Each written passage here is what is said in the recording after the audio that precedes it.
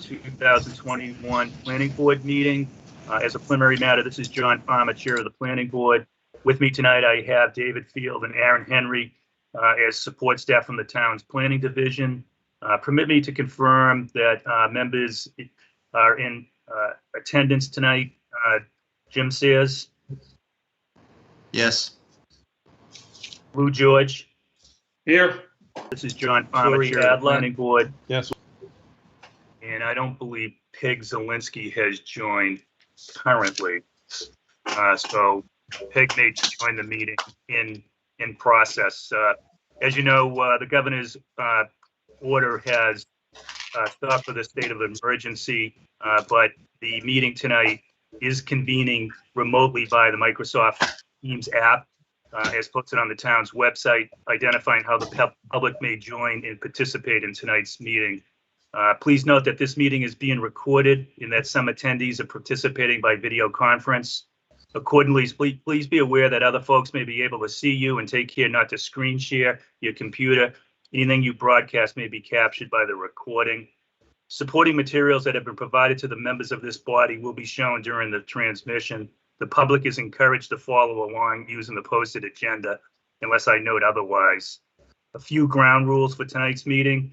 I will introduce each speaker on the agenda. After they conclude their remarks, the chair will go down the line of members, inviting each by name to provide any comments, questions, or motions. Please hold until your name is called. Further, please remember to mute your phone or computer when you're not speaking. Please remember to speak clearly in a way that helps generate accurate minutes. For any response, please wait until the chair yields the floor to you and state your name before speaking. If members wish to engage with each other, please do so through the chair, taking care to identify yourself. For items with public comments, we've established an email address for public comments @danversmass.gov. This email address is shown online with the streaming of this meeting. Residents may email comments and they will be provided read out loud after the staff has confirmed their name and address. All emails must contain the date and phrase planning board meeting in the subject line. Finally, each vote tonight will be taken on a roll call vote.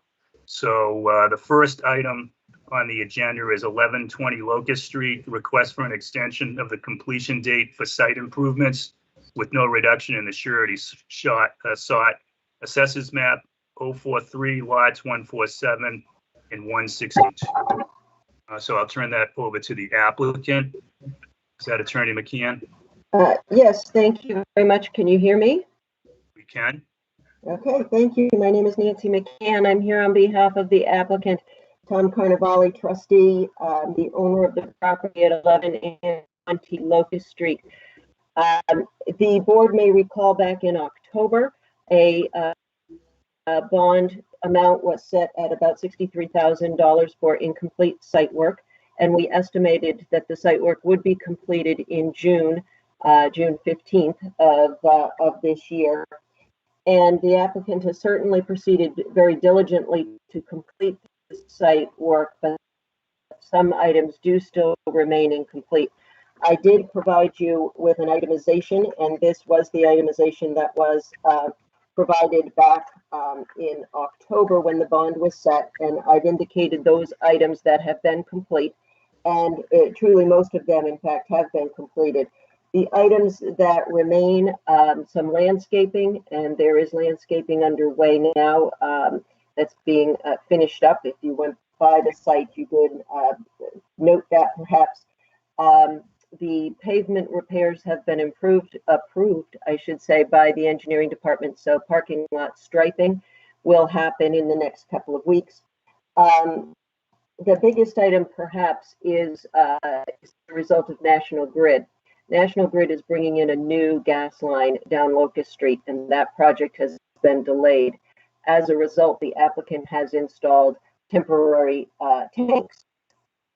And until the National Grid work is completed, those tanks will remain in place. They will then be removed and the landscaping completed and the fencing completed once that happens.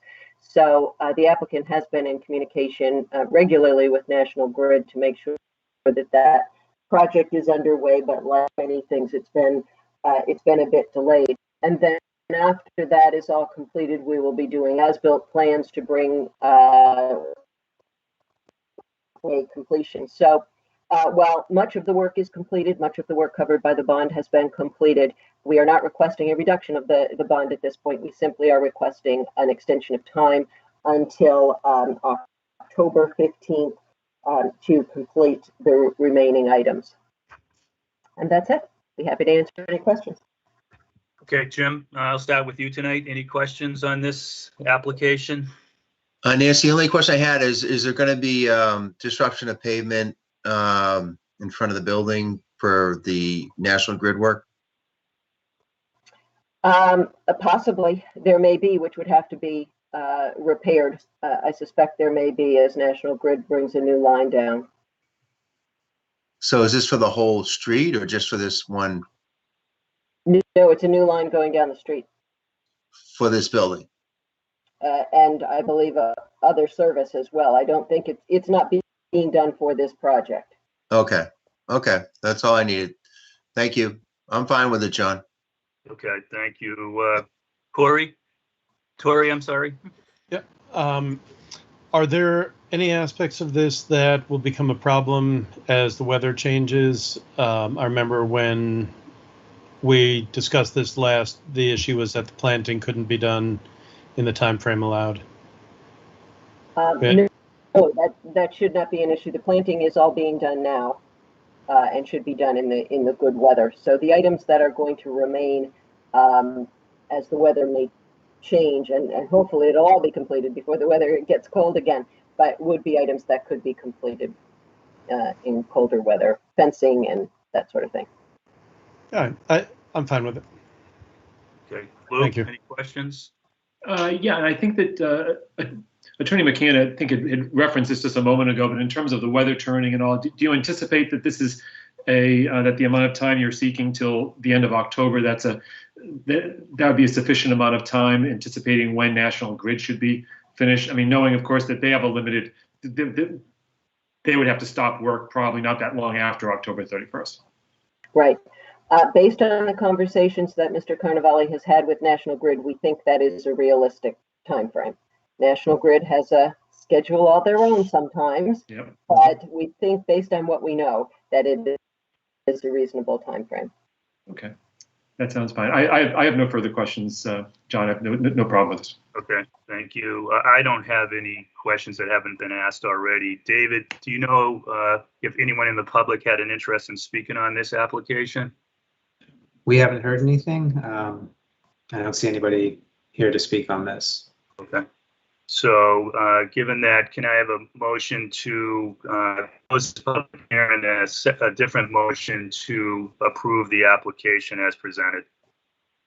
Is there a motion to close the public hearing? I move to close the public hearing. Is there a second? I second that motion. Okay, I'll just quick roll call. Jim? Aye. Lou? Yes. Tori? Yes. And I'm in favor. How about a motion to approve the application as presented? Is there a motion from the board? I can make the motion, John. Pursuant to the application by Thomas Carnevale, trustee, the property is located at 11 and 20 Locust Street, to request an extension of the site work completion date from June 15th, 2021 to October 31st, 2021.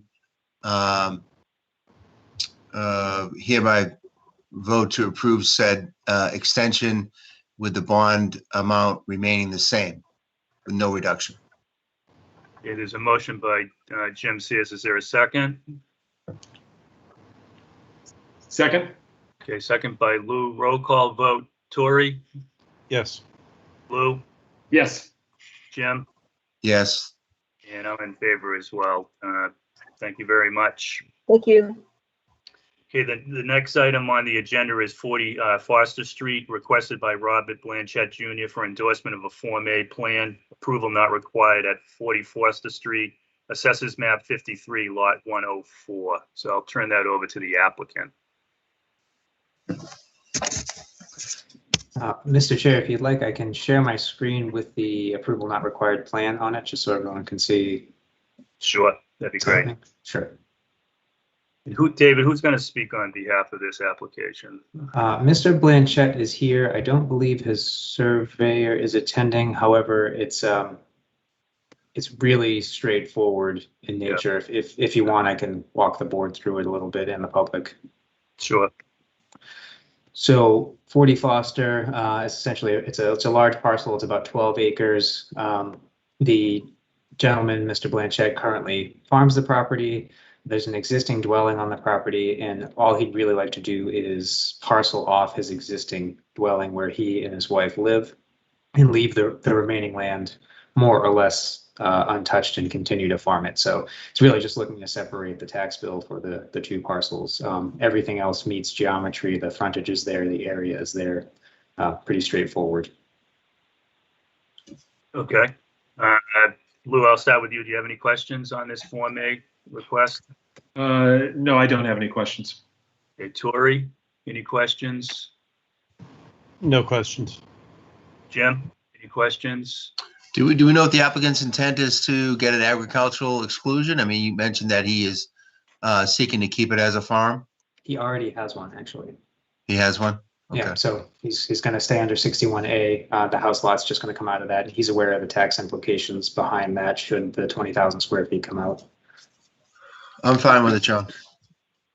Okay, David, are you aware of anyone from the public wanted to speak on this application? Not aware of anyone. The only person from the public here, I believe, is Mr. Duggan. Okay, Mr. Duggan's shaking his head, so let me bring it back to the board to close the public hearing. Is there a motion to close the public hearing? I'll move we close the public hearing. Okay, Tori's moved the motion. Is there a second? Jim seconded. So let's do a quick roll call. Lou, Yes. Tori, Yes. Jim. Jim, you're on mute. Jim, do you mind reading the motion for approval again, if you wouldn't mind? Sorry about that. I voted yes. I'm just making these up, John, just so you know, as we go along. Okay, I think there is, David put something in on some of the other ones, so Yeah. just. I'm going to wing it. I'm going to wing it, John. You're pretty good. I move the board to accept Form A application for endorsement of an A&R plan for property located at 40 Foster Street, as shown. Okay, is there a second? I'll second that. Okay, second by Tori. Roll call vote. Lou, Yes. Tori, Yes. Jim, Yes. and I'm in favor as well. So, David, mechanically, some of the signatures on some of these plans, I know in the past, people would have them come to our homes. Is that the plan to do it again? Well, there's a couple things. The board could vote to have staff sign on the board's behalf or vote to just have the chair sign on the board's behalf. Either way, both of which are within the law to do. I think given that Mr. Morris is, shouldn't say no longer with us, but no longer in the office day to day, it would be difficult to drive it around. So Okay. if you wouldn't mind, either just a single signature from either the staff or the chair would be preferable. And I have no problem with the staff signing. This is any concern from the other members of the planning board. No. Nope. Okay, do you need a vote for that, David, or we can just have the minutes reflect that? Just a motion to allow the planning director to sign on the board's behalf would do it. Okay. So moved. Okay, motion by Jim. Is there a second? Second. Okay, second by Lou. So roll call vote. Tori? Yes, that's fine. Yeah, Lou? Yes. Jim? Yes.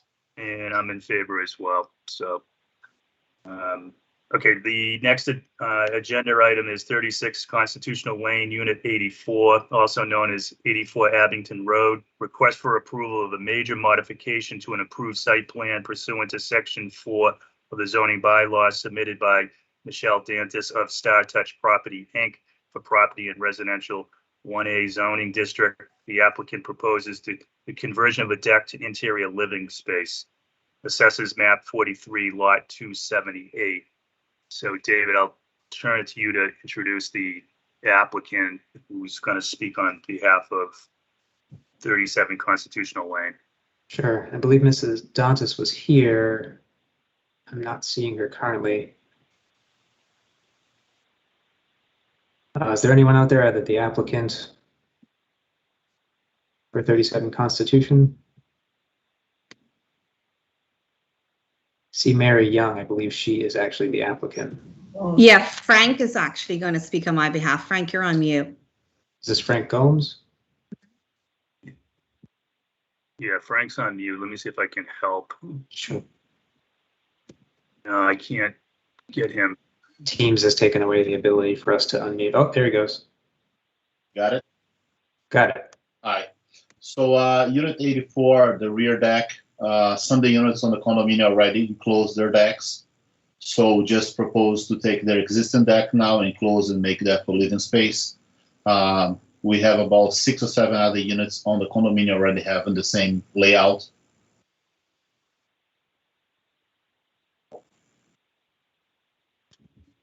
Okay, so David, maybe Jim, you've got experience in this. I don't remember this ever a residential unit coming to the planning board. Is this standard? This is the first time I've seen it. So on this one, because Yeah, I agree. It's river run condominiums, the former building commissioner moved to put this to site plan modification, as it's a modification to a previously approved site plan. So at some point in the past, River Run was under site plan review for the entirety of the development. And it was his interpretation that any modification to a structure, which is part of the zoning bylaw, would have to come for a major modification to a previously approved site plan. So the applicant's simply enclosing the deck, but it's adding, according to the Danvers zoning bylaw, structure to the property, which is anything affixed to the ground temporarily or permanently. So that was the trigger at the time, and the applicants worked through it with us to get here to this point. But it's a pretty de minimis addition.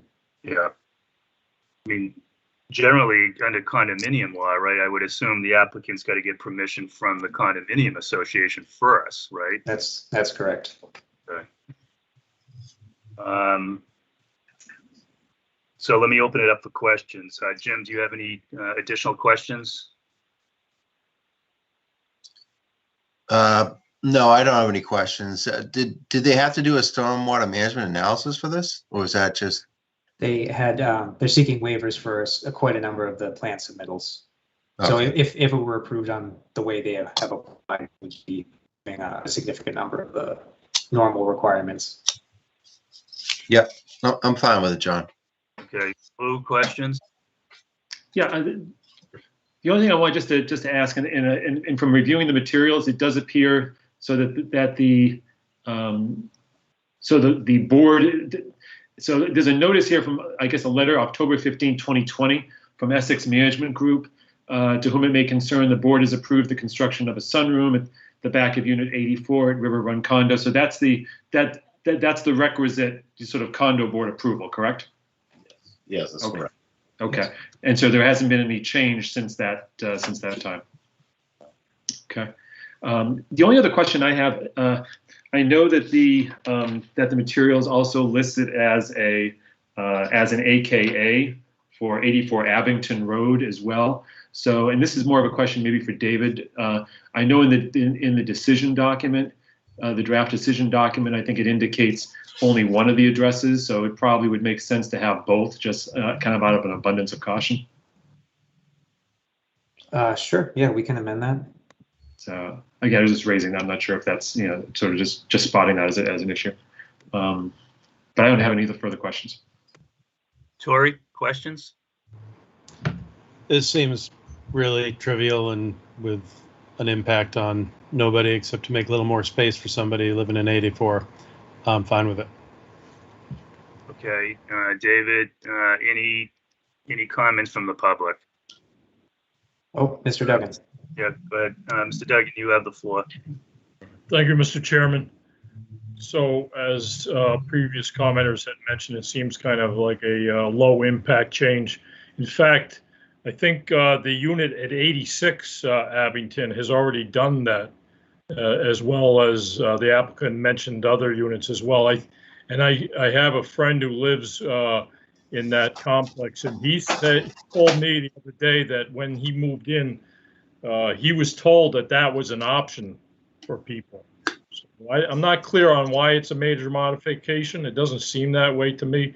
And I know that other condo complexes have approved this type of modification. I think once you let one person do it, it's very difficult to tell someone else that they can't. So I would personally be in favor of this. Thank you. Thank you. Any other comments from the public? Okay, if not, let's bring it back to the board to close the public hearing. Is there a motion to close the public hearing? So moved. Is there a second? Second. Okay, roll call vote. Lou? Yes. Tori? Yes. Jim? Yes. And I'm in favor of closing the public hearing. So let's turn to the application as presented. Is a motion to accept the application as presented. Is there a motion for that? Yes, I can read it. Approval of major modification to a previously approved site plan, 84 Abington Road, date of application, May 13, 2021. Date of hearing, June 22nd, 2021. Danvers Planning Board approves the modification submitted for property at 84 Abington Road. Assessors map 58, lot 33, shown on the plan as set titled Site Plan of Land in Danvers, Massachusetts, 84 Abington Road, prepared by the Moore and Cameron Group, dated May 5th, 2021. The approval is granted with the following waivers. 1, section 4.8.2, request to submit a single plan sheet showing only the proposed modification to the site. 2, section 4.8.6, request to allow existing landscaping to remain unaltered. 3, section 4.8.7, no submission of a utility plan. 4, section 4.4.8, no submission of a grading and drainage plan. Section 4.8.11, no submission of a lighting photometric plan. This approval is subject to the attached list of general conditions as shown. Any approval of this site plan shall last within 2 years from the grant thereof if construction has not begun by such date. Okay, thanks, Jim. Is there a second? I'll second that. Okay, second by Tori. Roll call vote. Lou? Yes. Tori? Yes. Jim? Yes. And I'm in favor as well. So good luck to the applicant. Thank you. David, just maybe as an administrative matter, can we just revisit the need to do this in the future? You know, it seems a lot to ask an applicant to do what we're asking them to do. So. Yep, I don't disagree with that sentiment. I think we heard the board, and to be honest, the changes that we put forward to the site plan module section 4 last November for the town meeting, which didn't occur, would have actually alleviated this person's need to do this. So hopefully we can go forward this fall. We'll see. Great. Okay, thanks. Appreciate it. Okay, the next item on the agenda is 20 Arch Meadow Drive, request for approval of a minor modification to a previously approved site plan pursuant to section 4 of the zoning bylaw submitted by the Salem Plumbing Supply Company for property in the Highway Corridor Zone District. The applicant proposes the installation of a new loading dock and associate site modifications. Assessors map 54, lot 1. I'll turn that over to the applicant. Is it Attorney McCann on this one? Yes, it is. Thank you very much. Can you hear me? We can. Okay, thank you. Again, my name is Nancy McCann. I'm here on behalf of the applicant, Salem Plumbing Supply Company. With me tonight is Jason Sevenor, president of Salem Plumbing Supply, as well as Austin Turner, who is the project engineer. And Salem Plumbing Supply is looking at being the new tenant of the now vacant Monkey Joe's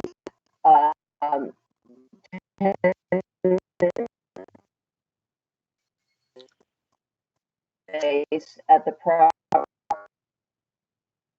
So Nancy, your Wi-Fi, Arch Meadow. It's a very. I'm sorry. Yeah, your Wi-Fi's kicking out a little bit, so it was hard to hear you. Okay, hang on, I'll use microphone. Hang on.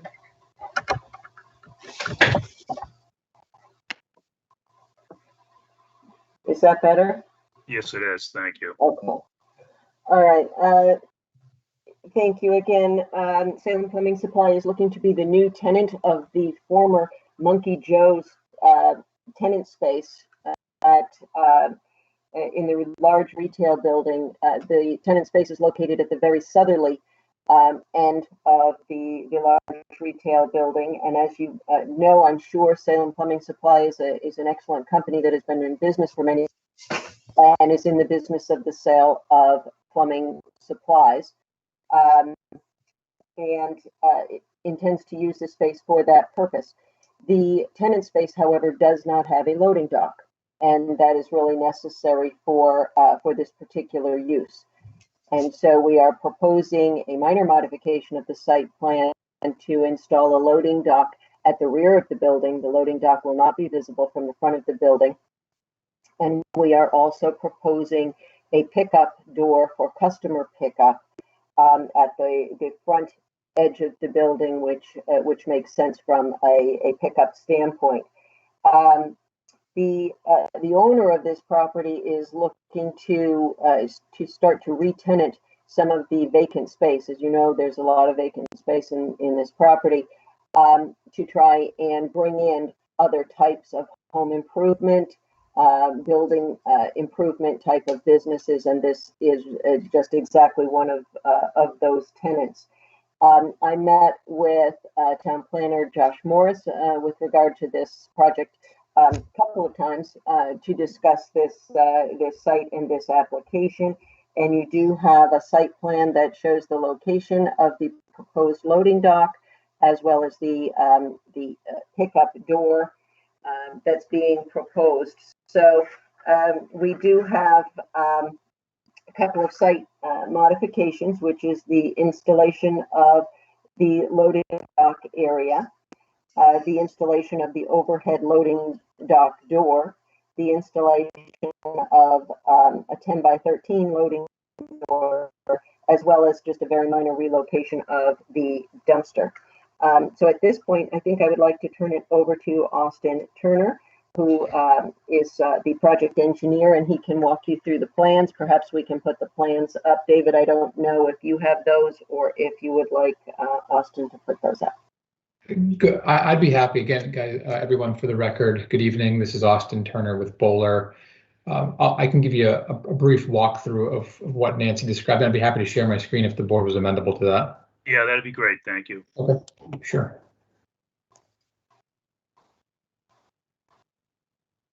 All right. Please let me know when folks can see my screen.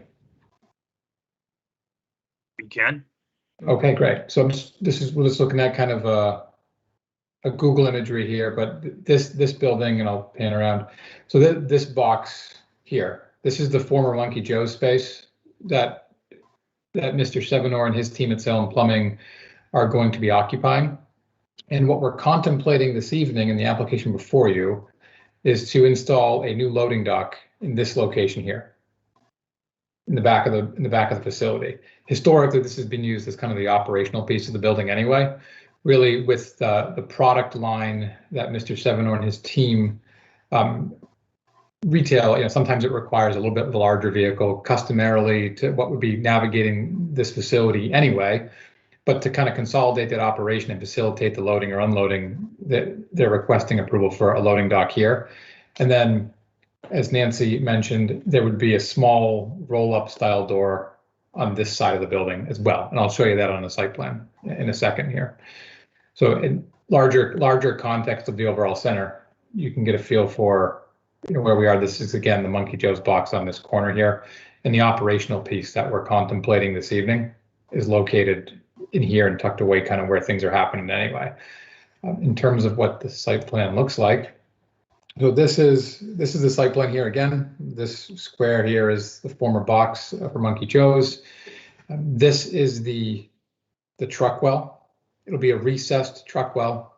It'll have a small concrete loading platform here And it will have the retaining walls on either side of it as it is obviously depressed to facilitate vehicle loading and unloading. We've been working fairly closely with your engineering team as well with respect to the stormwater improvements here. You may have seen a correspondence going back and forth this evening. We had responded to some comments they had provided upon initial receipt of this application, had one more clarifying item that they wanted us to discuss tonight. Essentially, the engineering department wanted us to continue to work with them to find a way to potentially include an oil water separator here between where the new trench drain in the truck well would be and prior to a connection into the existing drain manhole and the existing drainage infrastructure on the property. Being a bit presumptuous, but provided the board did see fit to approve this application tonight, what I'd respectfully ask is that perhaps a condition of approval or a presumptive approval would be to allow the applicant to kind of work out the refinement and the mechanics of that particular item with the engineering department to a mutually equitable solution. We did put together at kind of the request of the staff a little bit of a kind of a conceptual isometric here too, just to give you perhaps some assistance with visualizing what's happening here. So you're again looking at that kind of notch in the building. This would be where that receiving and loading door would be. And then this would be the truck well, which is recessed approximately 4 feet. And then there would be that small concrete loading platform out in front of both those doors. This door right here is access to the utility room. There's a water in the fire services in there. That would remain as it exists today. And similarly, there's an egress door on the back of this building. And the project contemplates and proposes to maintain at least a 5-foot wide path from that door to allow any egress that may be required in the event that there's an emergency or something else that requires egress there. Reasonably straightforward in that regard. And as Nancy mentioned, we're respectfully requesting a minor site plan modification to the previously approved plan. I'll pause there. I'm happy to answer any questions that you may have. If you wouldn't mind, just since the public is watching this, can you just describe what Salem Plumbing does and who they sell to and the size of the facility, just for background information? Sure. And Jason, perhaps you want to answer that question. You may be best equipped to tell everybody what you do. Yeah, happy to. Can everybody hear me okay? Yes, we can. Excellent. Jason Sevenor, I'm the owner of Salem Plumbing Supply. So I'm the 3rd generation of my family business. Work with my sister Mindy. My grandfather started the company in 1945. Forgive me, I coach lacrosse and I think I've lost my voice. Coach my son's 8 and I coach his team. We had a big jamboree, so I'll do my best. So I apologize in advance. So anyways, 3rd generation. Our primary business is wholesale and retail plumbing and heating supplies. So our customers are a mix of obviously homeowners, as well as builders, plumbers, architects, designers, contractors, remodelers. So it's really a gamut, and we cater to all. All are welcome in our stores. We sell everything from decorative plumbing, stuff that you'd find in your homes, toilets, sinks, faucets. But we also sell pipe valves and fittings and water heaters and boilers and things of that nature too. So is that enough color? Yeah, that's very helpful. Is the plan to have a showroom in your facility, like some other plumbing supplies houses, or is it geared more towards the contractor? It's gonna be geared towards both, and the way that it'll be a little bit more of a hybrid. So I think ordinarily it's interesting how sometimes plumbing supplies has often been behind a trade counter and not usually accessible to the public. Things are changing a little bit, so we're making that more accessible. So if a homeowner comes in and needs some pipe valves and fittings, they'll also have access to kind of pick out their stuff. And they'll also be able to see toilets and faucets and sinks. So that's why it's a little bit of a hybrid approach. Okay. Very helpful. Okay, let me turn it back to the board. Lou, do you want to start the questioning? Oops, You're sorry. on mute, Lou. Yep. Okay. Yep. Yeah. Just a few questions in terms of the.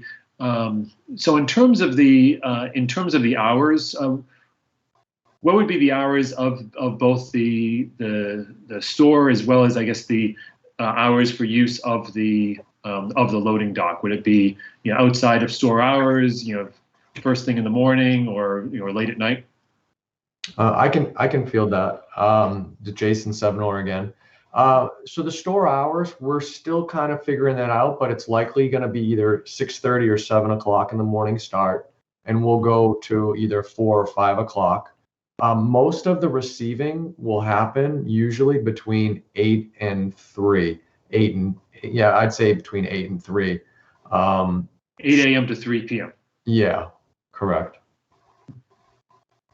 Okay. In terms of just in terms of what sort of vehicles would be expected to be using the loading dock in the bat? Are we talking small trucks, or all the way up to 18 wheelers? There will be some tractor trailers coming in for sure.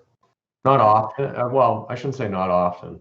There'll be tractor trailers. There'll be box trucks, but it's loading dock height, so it's tractor trailer height. Okay. And with respect to the, I know Mr. Turner was mentioning a few minutes ago about the egress there, that they'd ensure that there was enough space so that the egress would not be blocked. Is that would that be true even for a large truck there, or would there be a need to put something, bollards or something there to ensure that the entrance not be blocked? So it's a great question. So we've designed this, as you can see here, we're carrying approximately 5 feet from the exterior wall of the building to the outer limit of the truck well. This is recessed, and we didn't put it on here so it wouldn't get confusing, but there's going to be a pedestrian kind of a barrier on top of this well. And so you could come out and you'd have this 5 foot clear here. Mm-hmm. And then that wouldn't be impeded because the vehicle that would be using this loading facility would be backing down in this well. As you can kind of see it here, it would be recessed. It wouldn't be able to physically go any closer to the building on account of those bumpers, if you will, that are on either side of the truck well. Got it. Okay. Because that was it.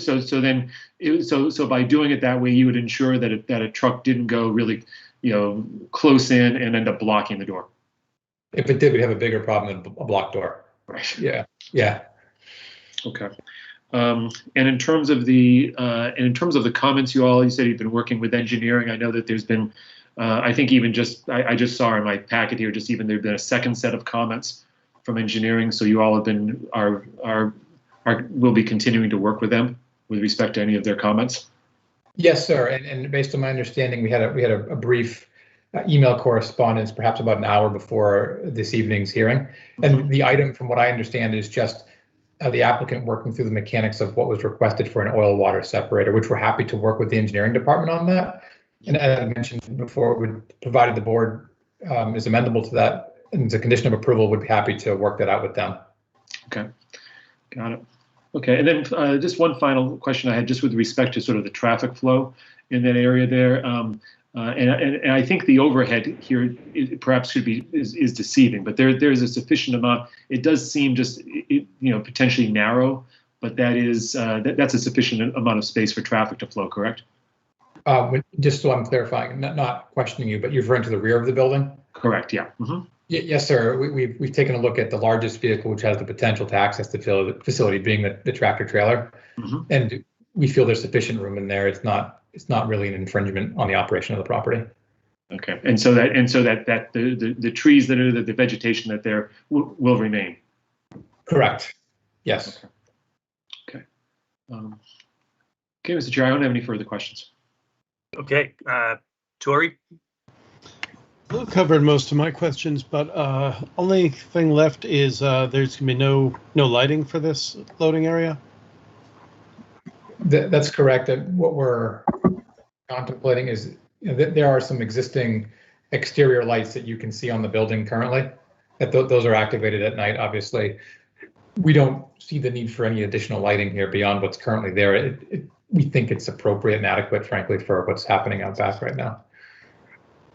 Okay, thanks. So no further concerns. Okay, great. Jim? Yeah, I guess my only concern is the hours of delivery, as was kind of teased out a little bit. I think if the applicant's willing to accept a condition, as to the hours of delivery, because you do have quite a few residential neighbors, even though they're in Peabody, that abut. So if we can come up with some reasonable hours of delivery that the applicant would be willing to abide by, be it 7 a.m. to 5 p.m. or something like that. Is that something the applicant could address? Jason, does that work for you, or do you sometimes get deliveries? Would you be more comfortable with a 6 a.m. to 7 p.m.? It's really up to you and your schedule of deliveries. Yeah, there's one thing that I sometimes I can't control, which is what time they show up. We can tell them we can't unload them until 7 a.m. But the question is, do they just pull in? And one question I guess I have is the I don't know, people call it the dump. If you follow East Coast Road around the corner to us, there's garbage trucks unloading. I don't know what time they start. I'm gonna guess it's pretty early.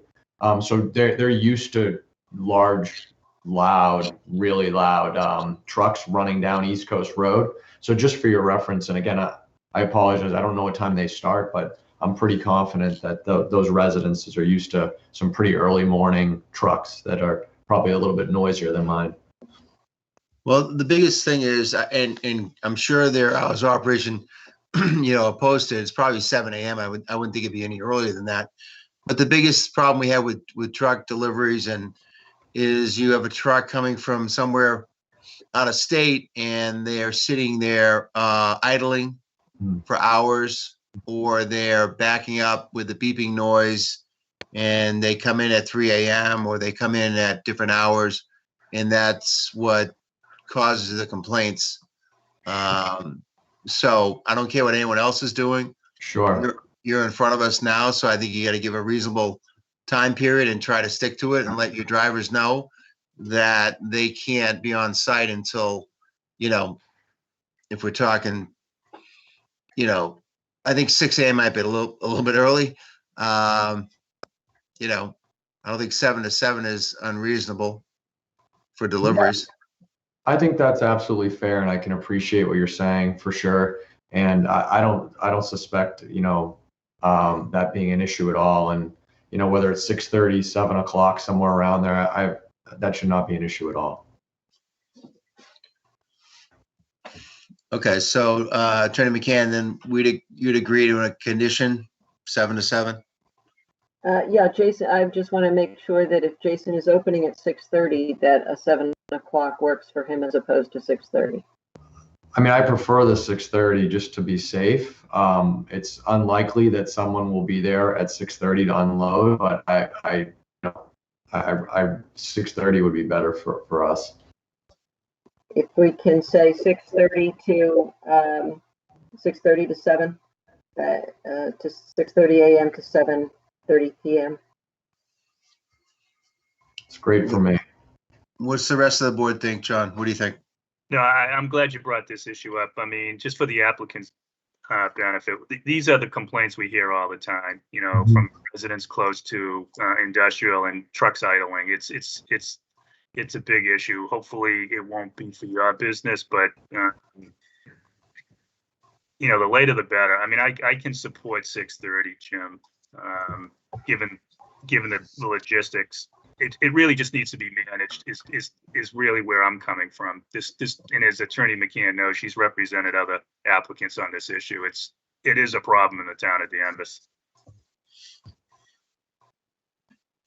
So I'll bring it back to Lou and Tori to comment on this particular issue.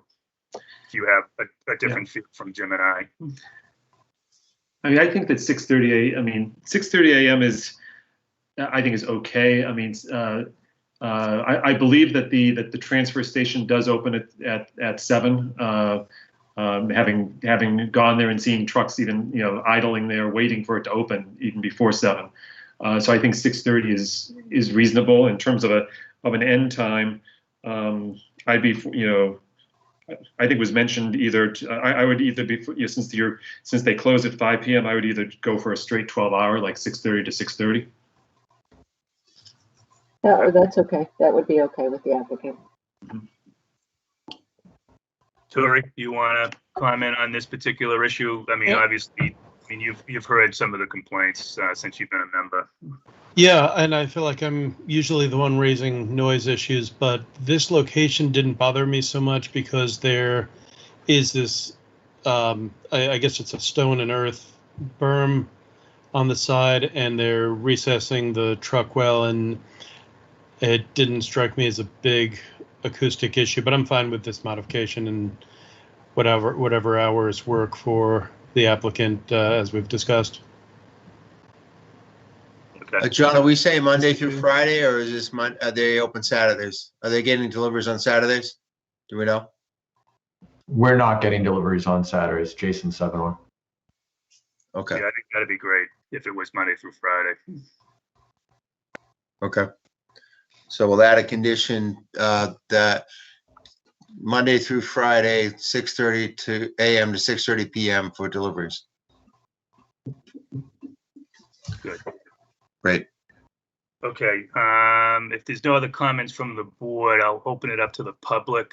Mr. Chair, I see Aaron Henry's hand is raised. I'm not sure if that's. I think that's intentional. Aaron, are you there? Okay, I'm sorry. Aaron wants to speak.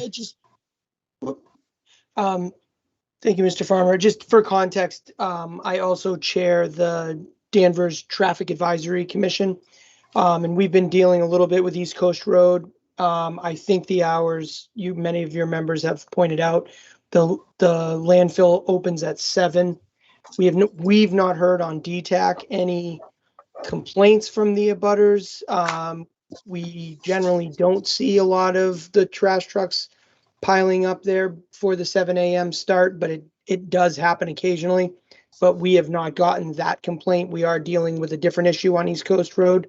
But I just wanted to give the board a little bit of context that we are actually looking at that area right now to prohibit overnight parking on East Coast Road so that the trash trucks can get in and out there a little bit more freely in the early AM. But we've not heard from folks regarding noise. But again, they're opening at 7, so I don't know if, just to give you the context. Okay. Thanks, Aaron. Mr. Duggan, I believe you wanted to speak on this. Yes, please. Yeah, go right ahead. Thank you, Mr. Chairman. Matthew Duggan, 41 Chase Street. Just two topics I want to touch on. So first with the dock and the hours. So even though the trucks may be going in there prior to 7 to the transfer station, we shouldn't be making the situation even worse for those residents. And there's quite a large number of residents that live within 100 feet of this loading dock. So I would prefer to be 7. We don't allow trash pickup in Danvers before 7, and I think just from a consistency standpoint, we should try to limit deliveries at 7 or later. One other thing about the dock, and I saw on the schematic a well. So have we looked at the width there? If the truck was parked in the well, would fire trucks be able to transit that corner there where those limos are parked? Through the chair, of course, if you don't mind me answering directly, I'd be happy to. Yeah, go right ahead. Okay, so to answer your question, so the answer is yes. We have the truck well here is supposed to be 75 feet long, which can accommodate the largest anticipated vehicle that we would expect to be operating on the property, which is the AASHTO designation for that is a WB67 trailer. As you can see by this exhibit, we'd expect that truck can fit almost entirely within that well and still maintain full access around the building.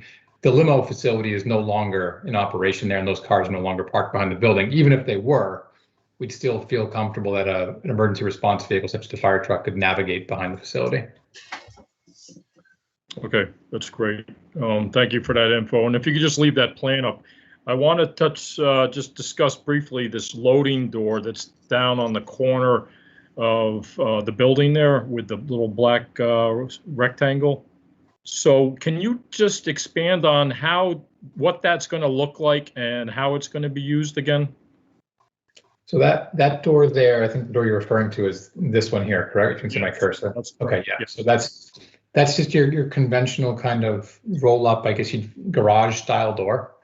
And really, if you have a customer who needed to pick up a product that they ordered or purchased that was a bit larger than could be just carried out of the front of the facility, or if a plumbing contractor or somebody else showed up, perhaps a couple of water heaters or something that could be loaded in and out of that door very quickly.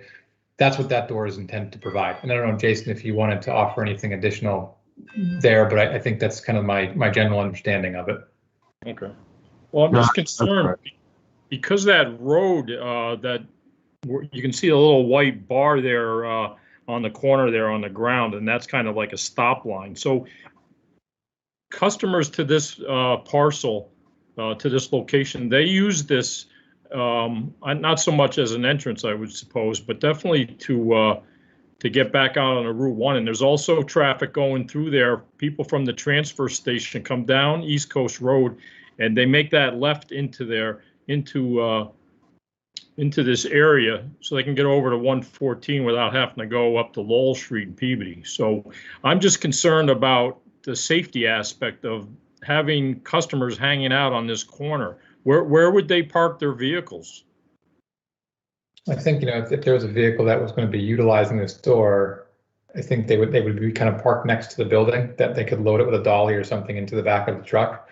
This door here is not going to, I don't envision it being this very busy traffic area that's heavily utilized. It's in the event somebody quickly needs to pick up a product that's already been purchased and deliver. And then they would bring their vehicle around, be it a pickup or a van or something, and it would be loaded into the back where they would immediately leave. It's not going to be like the lumber door over at a Home Depot or a Lowe's or something where there's a lot of activity in and out of there. Yeah, I'm just concerned from a safety perspective and also from an impotent or blocking traffic, having people parked there at that location. And but maybe if you can sign it or somehow, once it goes live, if you can evaluate that and see, having the vehicles just parked right there, it doesn't seem like a good idea to me, but I'm not a traffic expert. So that's all I have, Mr. Chairman. Thank you. Okay, thank you, Mr. Duggan. And just for the benefit of the applicant, Mr. Duggan's a member of our select board. So, his input is important to the planning board as well. So why don't we revisit this hour of operation to the applicant? I mean, can we live with 7 to 7, a 12-hour 7 to 7, based on some of the comments made during the public part of this presentation? Yeah, I mean, I don't think that should be an issue. I really don't. I think, I like having the flexibility of the 6:30 just in case, but I can't see, I don't think the 7 would be an issue. Okay. All right, so other comments coming back, or does the applicant want to respond to what Mr. Duggan pointed out around? I don't cut through that area, so I didn't even realize that was an option until I just heard this. Yeah, I think it isn't used very often, that's for sure. And to Mr. Duggan's point about cars parking there, this is not going to be a parking area. This is a pickup area. So the contractor or the homeowner is buying a large toilet, for example. They go in the front door, they do their transaction, and the clerk will say, you can bring your car around to the side door and we'll load it in for you. That's what it is. It is a live standing pickup area, not a parking zone. And the amount of action it will see, I think, is probably fairly limited, but it's certainly a convenience for the customers. And that isn't a heavily traveled area at this time. Okay, so let me just bring it back to the board. Any other comments before we vote on this matter? Nope. Okay. Hearing none, is there a motion to close the public hearing? So moved. Is there a second? Second. Roll call vote, Lou, Yes. Tori, Yes. Jim, Yes. and I'm in favor of it as well. So let's turn to the application, the applicant as presented with some modifications. Jim, do you mind highlighting what we Sure. are voting on? Approval of a minor modification to a previously approved site plan, 20 Arch Meadow Drive. Date of application, May 13th, 2021. Date of hearing, June 22nd, 2021. The Danvers Planning Board approves the modification submitted for property located at 20 Arch Meadow Drive, Assessors Map 54, Lot 1, shown on the plan entitled 8-10 Newbury Street, Danvers, Mass. Site plan prepared by Eagle Brook Engineering dated April 29, 2021. This approval is granted with the following waivers. 1, Section 4.8.2, request to submit a single plan sheet showing only the proposed modifications to the site. 2, Section 4.8.10, request to submit building elevations of only the facade being altered. 3, Section 4.8.6, request to allow existing landscaping to remain unaltered. 4, Section 4.8.11, request to allow existing lights to remain on site unaltered. This approval is subject to the attached list of general conditions. This approval is also subject to a condition that any use of the loading dock in the rear of the building shall be done between the hours of 7 a.m. and 7 p.m. Monday through Friday only. Any approval of this site plan shall last within 2 years from the grant thereof if construction has not begun by such date. I think we were also just looking for the condition on the oil and water separator as well. Sorry. Can you, do you mind helping me out with that one? I will try. It's a late breaking event. I think Mr. Austin Turner I'd be happy to might give a have some stat. more insight. Yeah. Is everybody comfortable with me offering something up? Yep, go Okay. right ahead. So, yeah, a condition here, it may say that the applicant will work with the town engineering department to reach a mutually agreeable solution for the inclusion of an oil water separator or similar device. And then provide the planning board with correspondence to that effect from the engineering department. Okay, so we have a motion with 2 modifications, one around hours of the loading dock and the other working with the engineering department for an acceptable solution. Is there a second? I'll second that. Okay, let's do a roll call vote.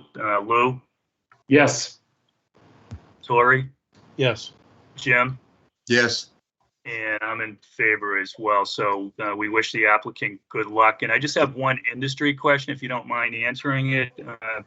It came brought to my attention that a lot of plumbing supplies have been shipped all the way down to Texas, and there's a problem locally. Is it getting any better?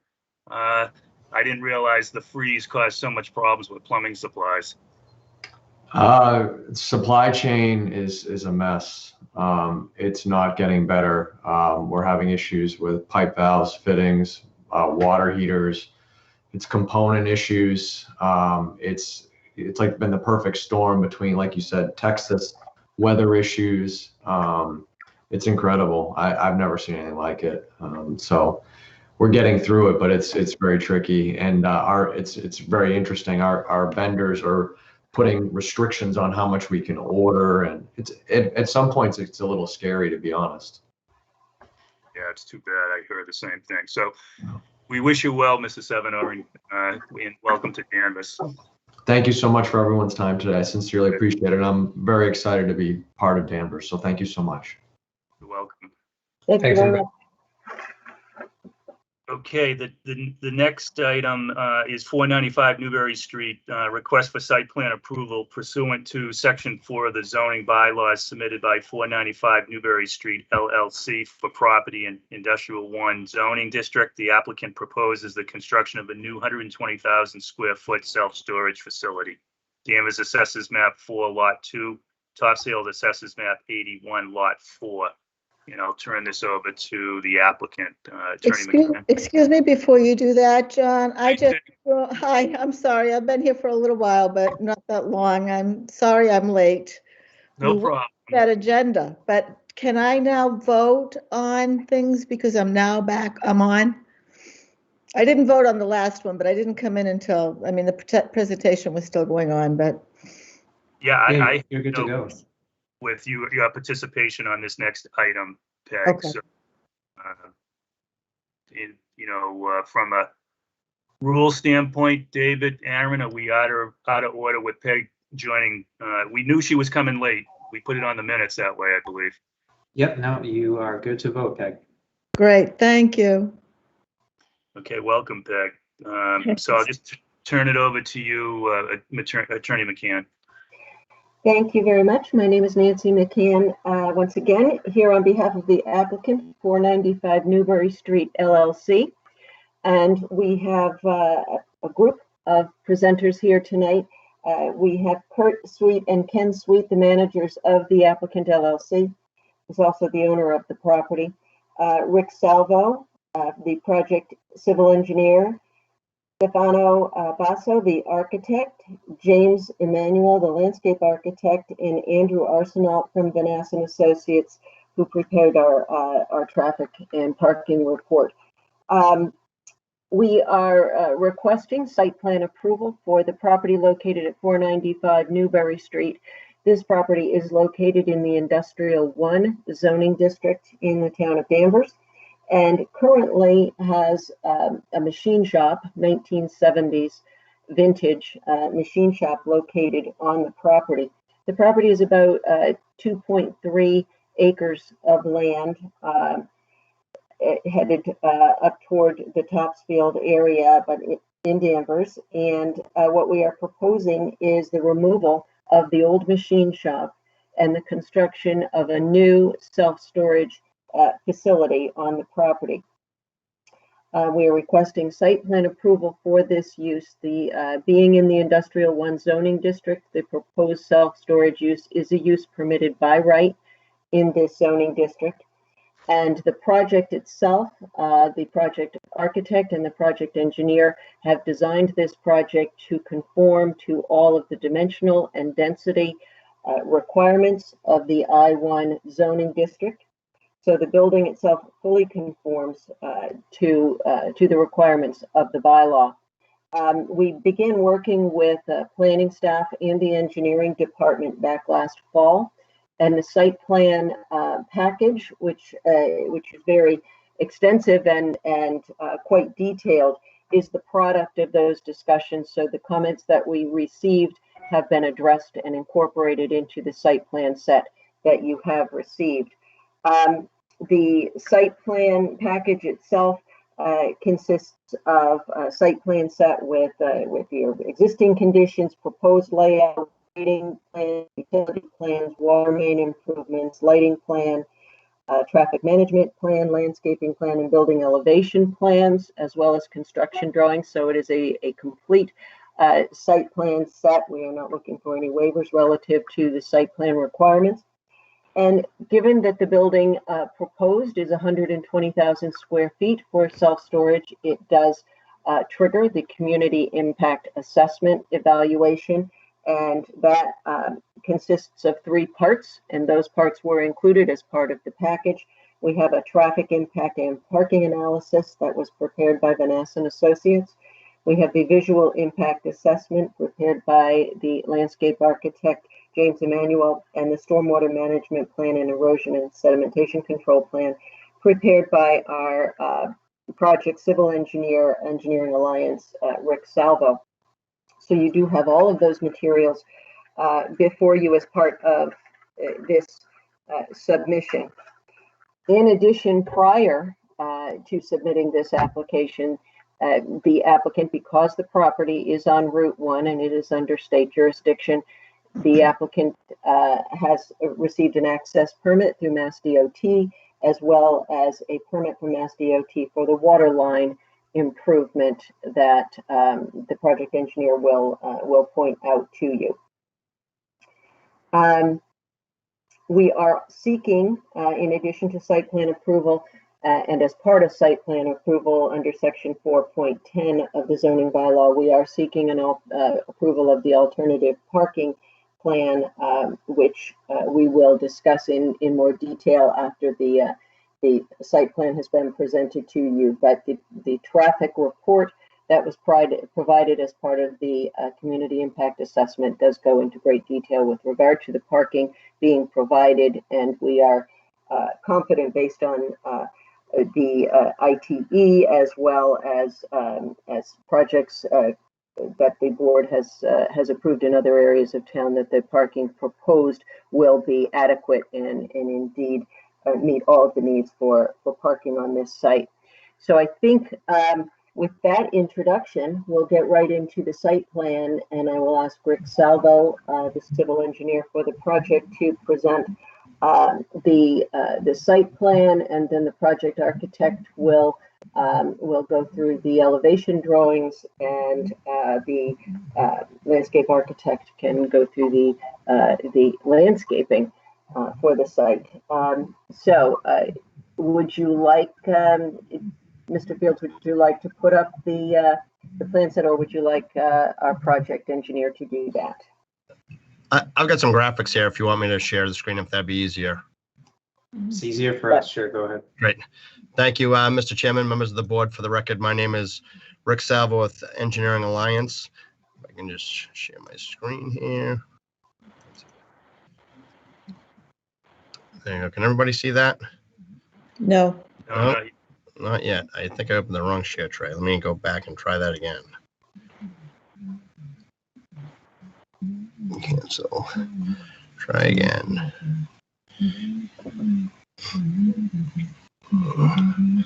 That's interesting. It only lets me share my desktop. Does it have to be a PowerPoint in order to be able to share? Nope, you should be able, if you have a PDF, that should work. I've got a PDF, but it's not giving me the option to pick it. Up to you. I can throw up the site plan if you'd like, but I might not have what exactly you're trying to share. Sometimes you can scroll down. I noticed in a few times it'll kind of hide that's actually, you can look down and find the actual file. Yeah, if you have multiple windows open, it might be a case of. Oh. Yeah, maybe that's the problem. Let me close a couple of things here. Maybe that'll help me find it.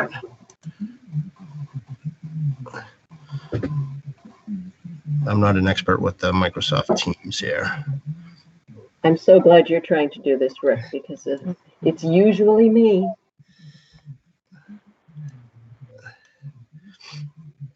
Let's see here. Try this, close this.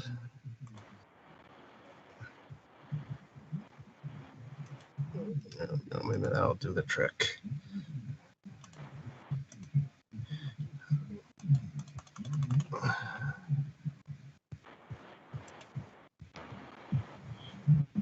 Share. What does it say? If you scroll, yeah, it only gives me desktop window. I can. Yeah, David, I guess you're gonna have to do it. I apologize. That's okay. Would you like the site plan? Yeah, that'd be great. Just give me 1 second.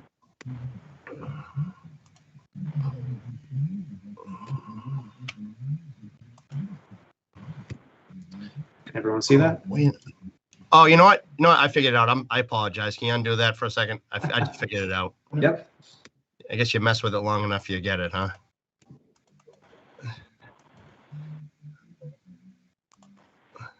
There we go. Do we do it this time? Yes. Yeah. Good. So there's the existing conditions plan. So as Attorney McCann mentioned, this property is the last property in Danvers heading northbound on Route 1. It's known as Tax Map Floor Lot 2, comprised of about 2.33 acres. Here's the town of Topsfield and Danvers town line. This is the location of the machine shop. Access point right now is into this driveway and a gravel area in the back. The majority of the property is undeveloped. You can see all these contour lines right here. The site slopes basically from north to south from about elevation 122 down to about elevation 92, and then down a riprap slope to the adjacent parking area. The site, excuse me, currently is not serviced by municipal water or sewer. There's a well located in this area right here. There's a septic system out in front of the property. However, there is a sewer service that was stubbed into the property, I presume, during the development of the property to the south. If I flip to the next sheet here, kind of put things in a little bit of perspective for you. Here we have Route 1 is over here, the adjacent mini storage facility that's over here, the parking facility, and then the subject property. As Attorney McCann had noted, the proposal is to construct a 120-foot by 250-foot footprint storage facility, basically retain the same access point. So folks will pull into this area of the site. It'll be gated back here and over here. So this area here will sort of be the public parking area for folks that are new to the site. They'll park, they'll enter the office.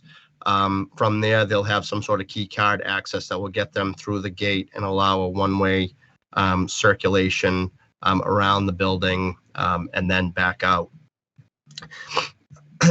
We've provided 54 parking spaces on site. There's 34 standard parking spaces around the site in these areas. There's 2 accessible spaces right here, and then we also have live loading zones, as there will be overhead doors in this area of the site and this area of the site, where folks will be able to pull up and park to access those doors and live load right in front of the doors. If I zoom in a little bit here, you can see we'd be maintaining a 21-foot minimum lane. There's about a 30-foot lane on either side right now, which would be sufficient for the one-way circulation if a vehicle was parked in that live loading area. Like I said, this site is not currently serviced by municipal water and sewer services. This kind of gives you sort of an overall picture of what the site would look like with the built facility. Talking about grading and drainage for a minute. As I said, the site drops from elevation 122 to about elevation 92 in the existing condition. The proposal would be to reconstruct the riprap slope that exists along this side and create sort of a walkout situation on this side. So this would be access to the basement level on this side, and then access to the first floor level on this side. That way there we can sort of fit the building into the topography. That allows us to balance this site. There's a little bit of a cut that occurs here, and that cut would get filled in on this side so that we don't have an export from the site. So when you enter the site, you'd enter about elevation 94, come up to 96, 98. This whole elevation is at 98.5. You then go up a sort of a ramp driveway up to the second level in this area, which would bring you up to elevation 109.5 around the building, then back down to elevation 98.5 on this side here.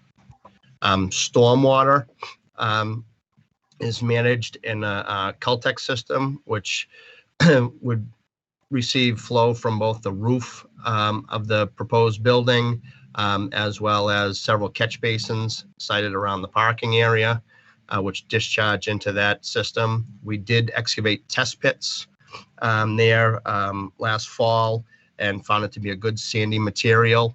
And this structure would be equipped with an overflow structure that would discharge into an emergency overflow basin, which would then discharge back down in this direction. As stormwater flows currently go from north to south across the site. That's sort of the general trend. The sewer would be connected to the proposed sewer system via the stub that was left on the property during the construction of the site next door. As Attorney McKenna noted, we've had quite extensive interaction with your engineering department relative to the installation of the water main to bring water service to this site, because this site is currently, like I said, serviced by a well. If I kind of show this in the big picture, the way that MassDOT works is they have the landowner be the applicant for the curb cut, and we did receive a state highway access permit for the curb cut. We also worked with your engineering department as the town becomes the applicant for the water main extension, which gets issued back to the town, and that's also been issued by DOT. What happens is the applicant then goes back to the town, pays a tapping fee, gets a curb cut, a street opening permit, and we would basically be connecting to the existing 12-inch main, which ends in this vicinity over here, bringing the water main up around the sewer in this area, and then off the road in the grass area all the way up to the site. It would end with a cap here, a hydrant, and then the proposed proposed domestic service and fire service will be placed in this corner of the building. Like I said, this was all had to be approved by the Danvers Engineering Department prior to us submitting with MassDOT, and then it was ultimately approved by MassDOT as well. We did also submit a lighting plan, which shows a series of light pole locations, all of which will be dark skies friendly, located in these areas over here. As you can see, looking at the photometric plan, we're down to about 0.1 to 0.2 foot candles near the property lines, if not 0 foot candles, especially in this area here.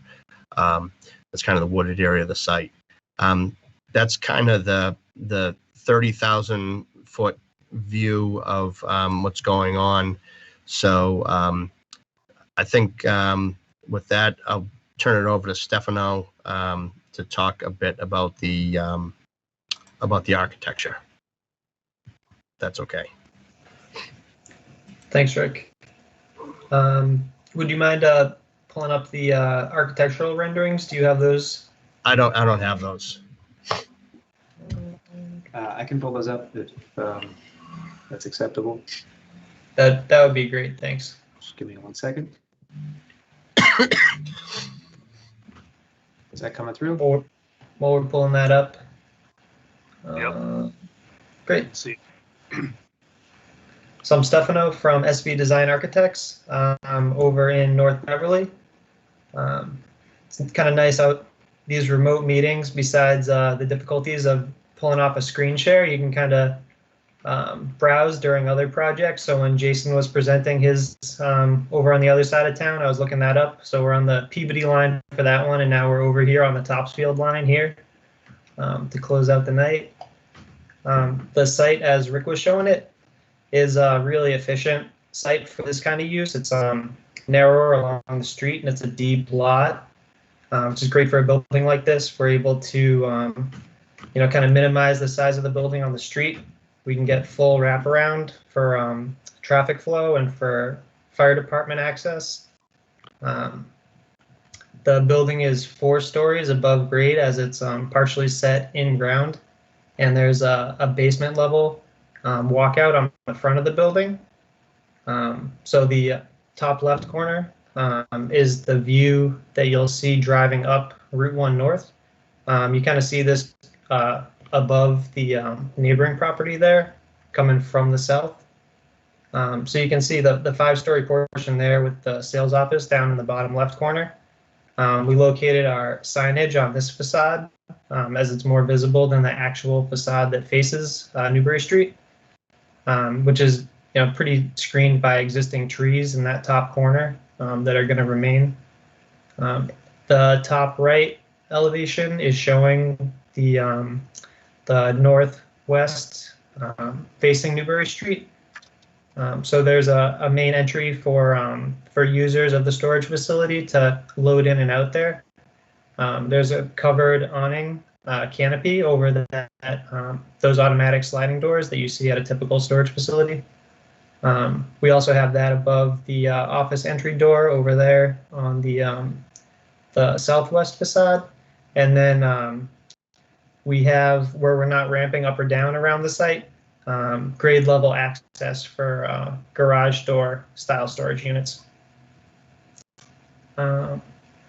The bottom left elevation is the rear of the site to the northeast, which faces sort of back towards the reservoir and where the grade is sloping up. And then the bottom right is the rear entry of the building, which is up on the second level, if you call the lowest level the walkout basement. So we tried to keep two main points of access spread out on the site so that we could keep our parking efficient at either end of the building and also keep our egress for the building very straightforward. Architecturally, the design is pretty modern and clean.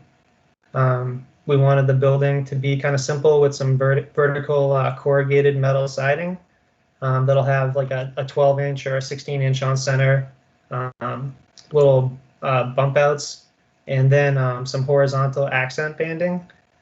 So we have these orange trim bands, which is the branding colors.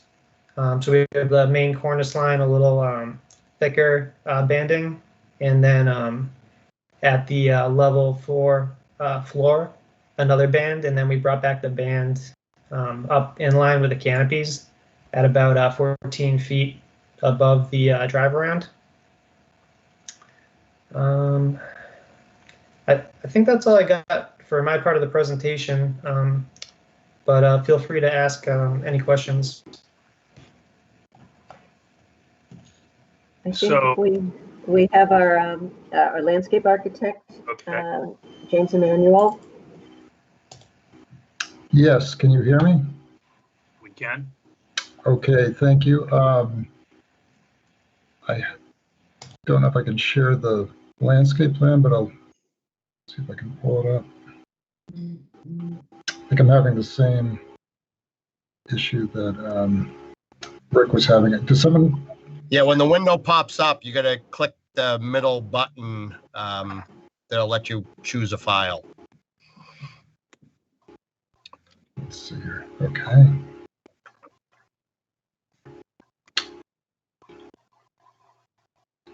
Can we see the landscape plan now? Yep, it's up. Yes. Okay, thank you. So this is I'll zoom out first to the overview of the landscape plan. As you can see, we've got the site as shown by Rick previously. And zooming in and orienting you is Route 1 going northbound. The access to the site is in the same general vicinity where it currently is right now. And the landscaping consists primarily of new plantings in the area that's going to be adjusted by the proposed site grading. So we're doing the cut and fill to create this level terrace on which to place the building and to put the parking. That grading extends into the areas that you see as planted throughout here and on the other side. And whatever isn't impacted by that is remaining as an existing woods condition. So this shaded gray perimeter would be the existing woods to remain, and the rest of this would be all new planting. So we've got to kind of the northwest of the site, southwest of the site, all new plantings. And as we come down the edge of the site here before this riprap plantings on there, and then some plantings along the foundation of the building too to soften that as well. The things to note about what we're proposing to install are native trees and shrubs for the most part. There are red maples, American basswoods or lindens, shadblow, and eastern red cedars for evergreens along the side. The shrubs, bayberries, sweet pepper, dogwood, red twig dogwoods, and so forth for shrub plantings along the side. So that's just to name a few. When we look a little closer at the plantings, you can see that we've got new trees that will be flanking the parking lot, and then new trees to the other side that will be along the edge of these parking spaces as well. This is the rain garden area, which is designed in coordination with the stormwater management system. And with that, we're proposing a native seed mix to go along the sloped embankment, along with slope and erosion control type plantings such as Grollo, sumac, red twig, dogwoods. And then in the area of the rain garden itself, we've got some plantings that will tolerate either inundated conditions or drought conditions. In fact, most of the plants are hardy enough that they would tolerate those kinds of conditions as well after establishment.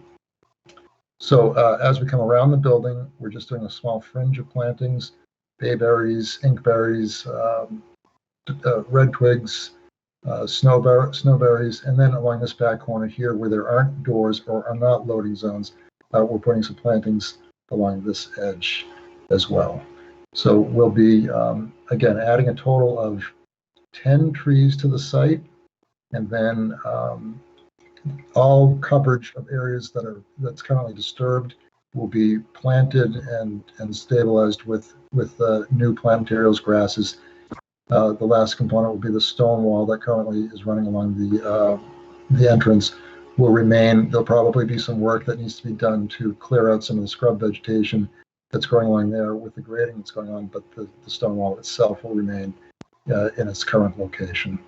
So that's a general overview of the landscape plan, and I can answer any questions.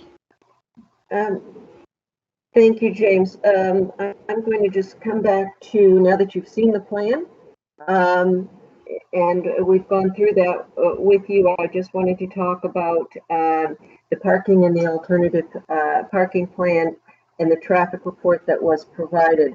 You do have a full traffic report that was prepared by Vanessa and Associates, and that traffic report demonstrates what I think the board typically has seen in the past with regard to these types of projects, and what ITE also has demonstrated, which is these self-storage facilities are very low traffic generators. And the traffic report indicates that the percentage increase in traffic on Route 1 as a result of this project is going to be very low and really within the range of a normal daily fluctuation of traffic. There won't be any increase in levels or decreases in levels of service, no increases in queuing and turning weights and things like that associated with this self-storage facility. No safety deficiencies have been determined to exist with regard to this site. The site distances in both directions are met and exceeded under the AASHTO guidelines for site distances. And finally, the proposed parking is sufficient for the proposed use. We have requested an alternative parking plan be approved for this site because under the Danvers zoning bylaw, the storage for a self-storage facility is based on the number of units, which really doesn't reflect and is difficult to determine at this stage because the number of storage units you have depends on the market and depends on the users. So what ITE uses and what is typically used is square footage of the storage facility, and using the ITE guidelines as indicated in the traffic report, the required parking for this facility would be 15 parking spaces. And I did notice, I was going through the traffic and the parking section of the traffic report. The traffic report was based on a larger building actually than what we're proposing. The traffic report numbers assumed 150,000 square foot building. We are only proposing 120,000 square foot building. So using the ITE guidelines, actually 12 spaces, parking spaces, is sufficient for this proposed facility. We are proposing 36 parking spaces and 18 temporary loading type of spaces for a total of 54 parking spaces on the site. So according to the Vanessa and Associates report, as well as the ITE, data and code for this particular use, we certainly meet and exceed the parking requirements for this project. I also note that this board has approved the extra space storage facility on Pope's Lane. It happened to be, when it was constructed, exactly the same size, 120,000 square feet. And during the course of the site plan approval process for that facility, the board made a determination that the 13 parking spaces that extra space storage on Pope's Lane has is sufficient.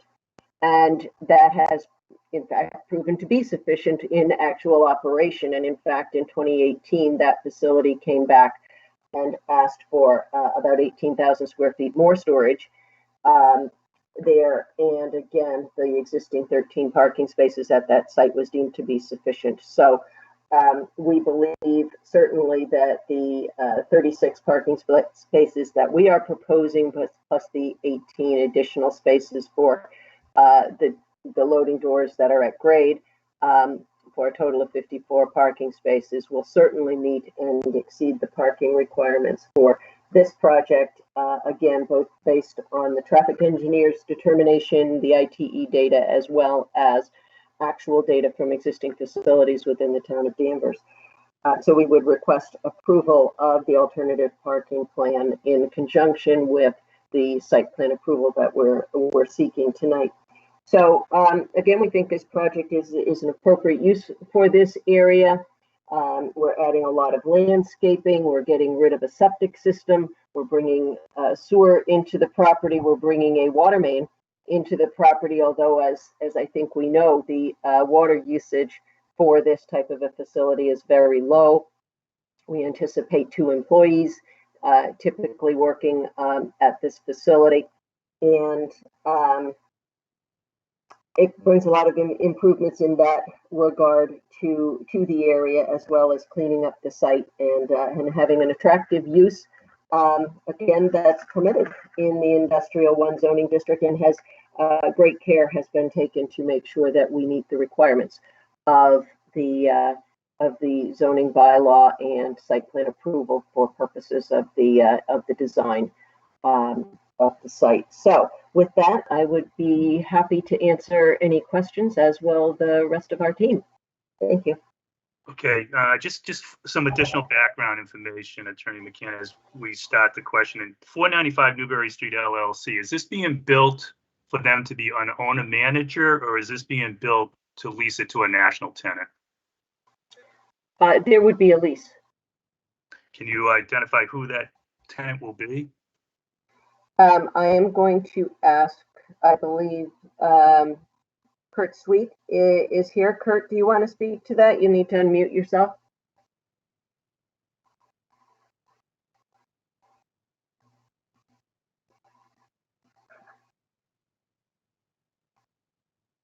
I don't think he's unmuting himself. I don't know that it makes a difference, but it would be leased most probably to a national. All right, well, from where I sit, it does make a difference, because I think it reflects some of the questioning that we may have around the marketing strategy, the usage of commercial and residential, how it's being designed, how it's being built, how it's going to be managed.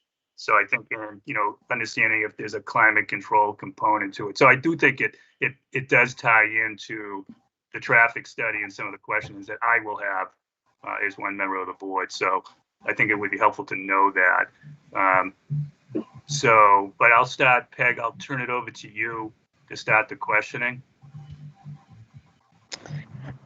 How tall is the existing building that's there now? The one that will be taken down?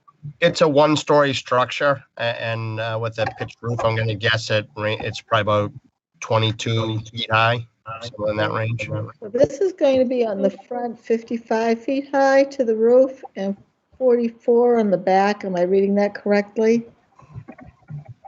Because of the topography of the land? That's correct, yep. Okay. I'm trying to get an idea of how tall that is. I think is the medical storage building about 55 feet high that's down the street? Yes, No? yes, it is. It is about 55 feet high? Okay. I like the idea of the landscaping. I noticed on one side of the building, there appeared to be a lot of cars. What is that parcel used for next door? I believe that's Honda North's overflow lot. Okay. Yes, I could- think it's Group 1 leases that area for inventory storage. Okay, and on the other side is what? That's just vacant, it's vacant land. I believe it's Salem Water Supply. Treed? Yes. Yeah, okay.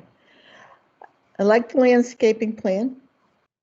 I think I'm going to wait for any decisions until I hear John's questions regarding, who's going to manage, if this will be, is it going to be climate controlled inside? I believe Kurt is available. He has just unmuted himself, so I'm going to ask him to speak to John's questions and yours as well. My name's Ken Sweet, actually, and I'm sitting here with my brother, and we did not have the speaker on. Sorry. We're in now. We've been watching it, though. But just a little background on us. We're actually self-storage operators and developers, and we've been doing this since 1996. So we won't be leasing the building. However, we do use third-party management, which has been typically public self-storage at this time. So we build the buildings, we design them, and then we have them manage them for us.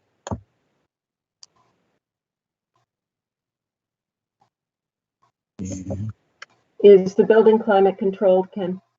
Yes, 100% climate control. Okay. Okay. And I'm sorry, Peg, to interrupt, but can you just talk about what you expect the mix to be between commercial and residential? Well, typically it's between 15 and 20% commercial, 80 to 85% residential. Okay. That's helpful. Thank you. Sure. I don't have any problems with the alternate parking. I think that, people come and go. There's not a lot of people that are there at once. And you say you have 2 employees, and what are the hours?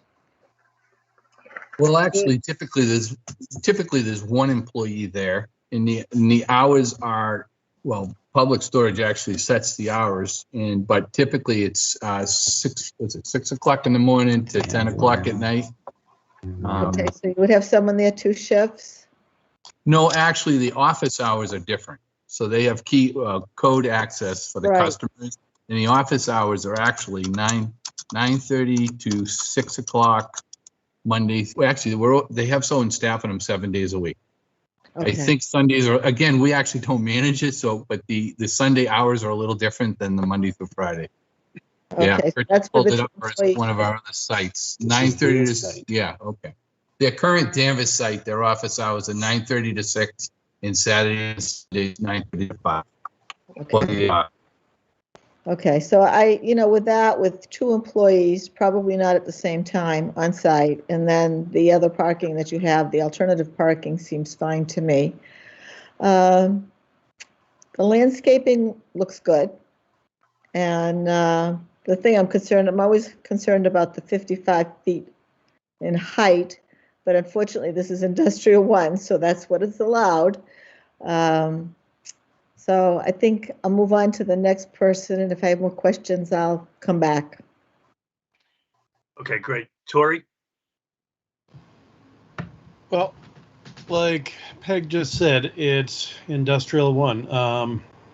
And I guess I maybe wish there was something slightly different, right? When you enter the town of Danvers, welcome to Danvers. But given what we have, are there any loading docks here? Is there any facility for larger trucks, or would this site not accommodate larger vehicles? Cube trucks, 18-wheelers?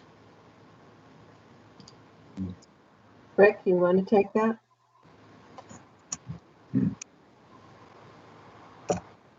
Rick. I forgot the name. I don't want to step on Ken's toes here. I don't believe that they typically get tractor trailers or anything like that. Just U-Haul trucks would probably be the biggest vehicle. But Ken, you want to elaborate on that?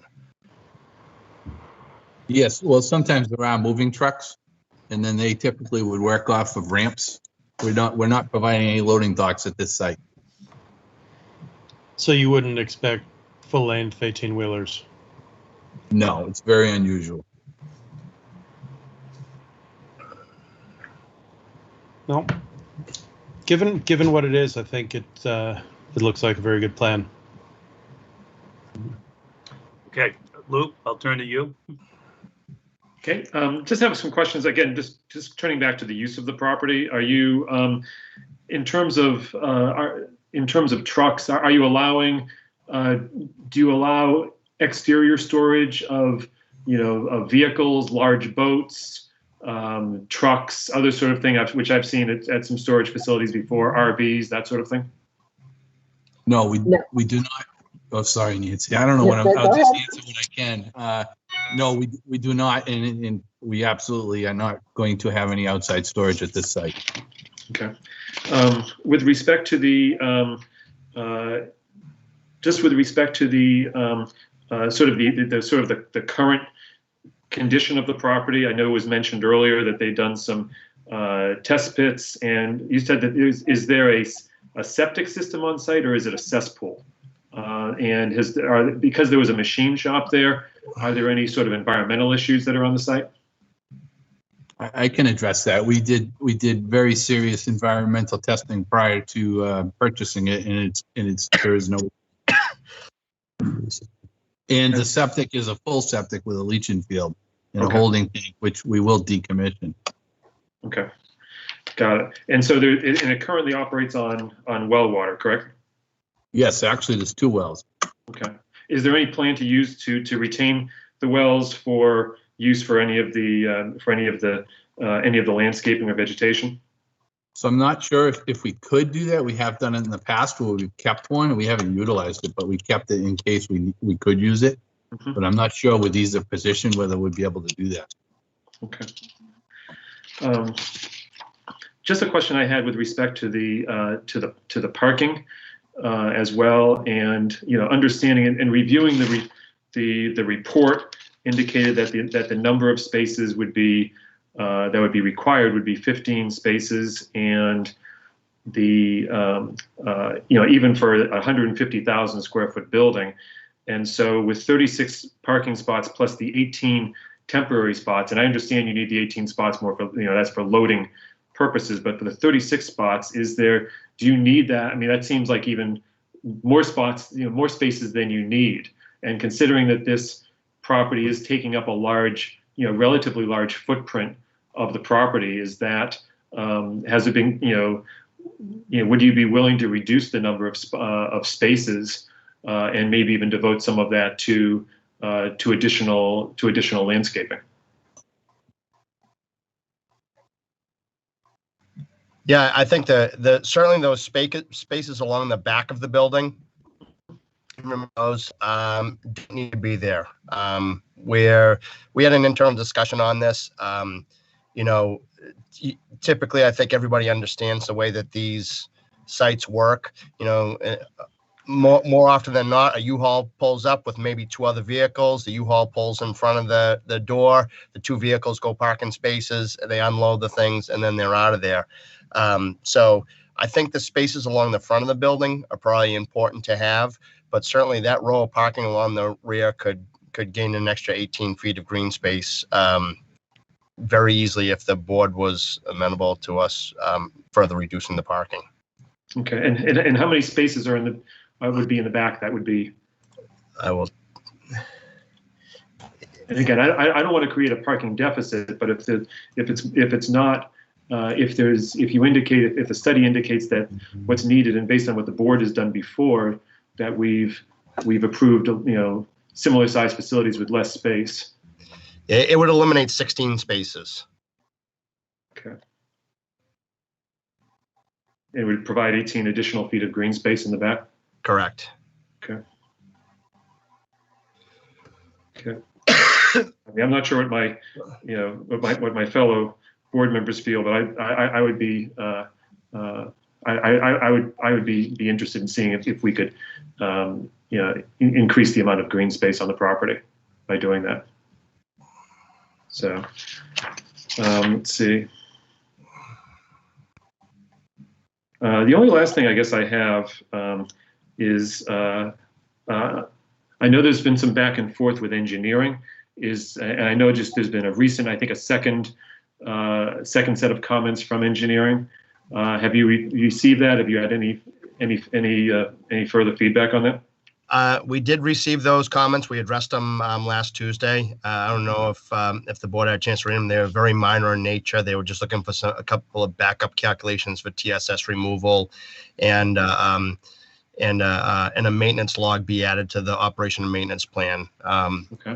which we did. So, like I said, this was sort of a unique one where we had a lot of upfront work with the engineering department to get through the MassDOT process, and that's why I think that letter was maybe a little lighter than what you might be used to in the past. Okay. And this is a question for David Fields. I'm not sure if I'm not mistaken. Wasn't there a planning letter that was just rather a engineering letter that just came out today? There was. I did pass it along. Judging from, I've not seen that one. Yeah. Yeah.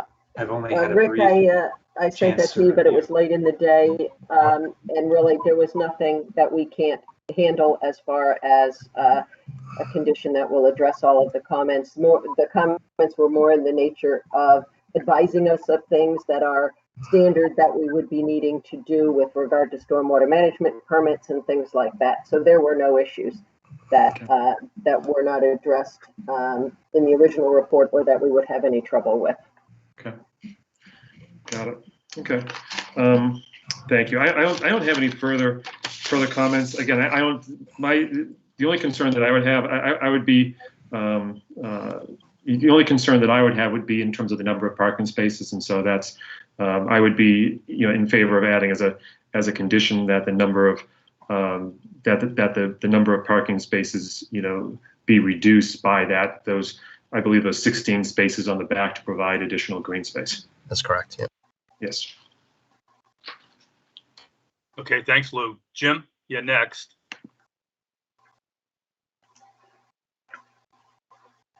Did we lose Jim? No, I'm here. Can you put the landscape plan back up, please? Just a couple questions on that.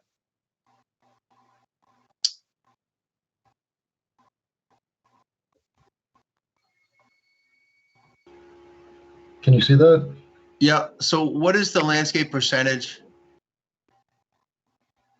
Do you know? Do you have that number? I don't know that Rick, have we calculated that? What was the question? Landscape per square inch? No, the percentage of landscaping. I think we have it. Hang on.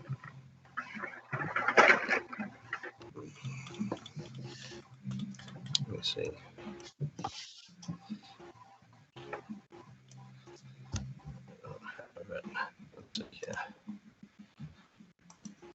Because you got to be 30%, I believe.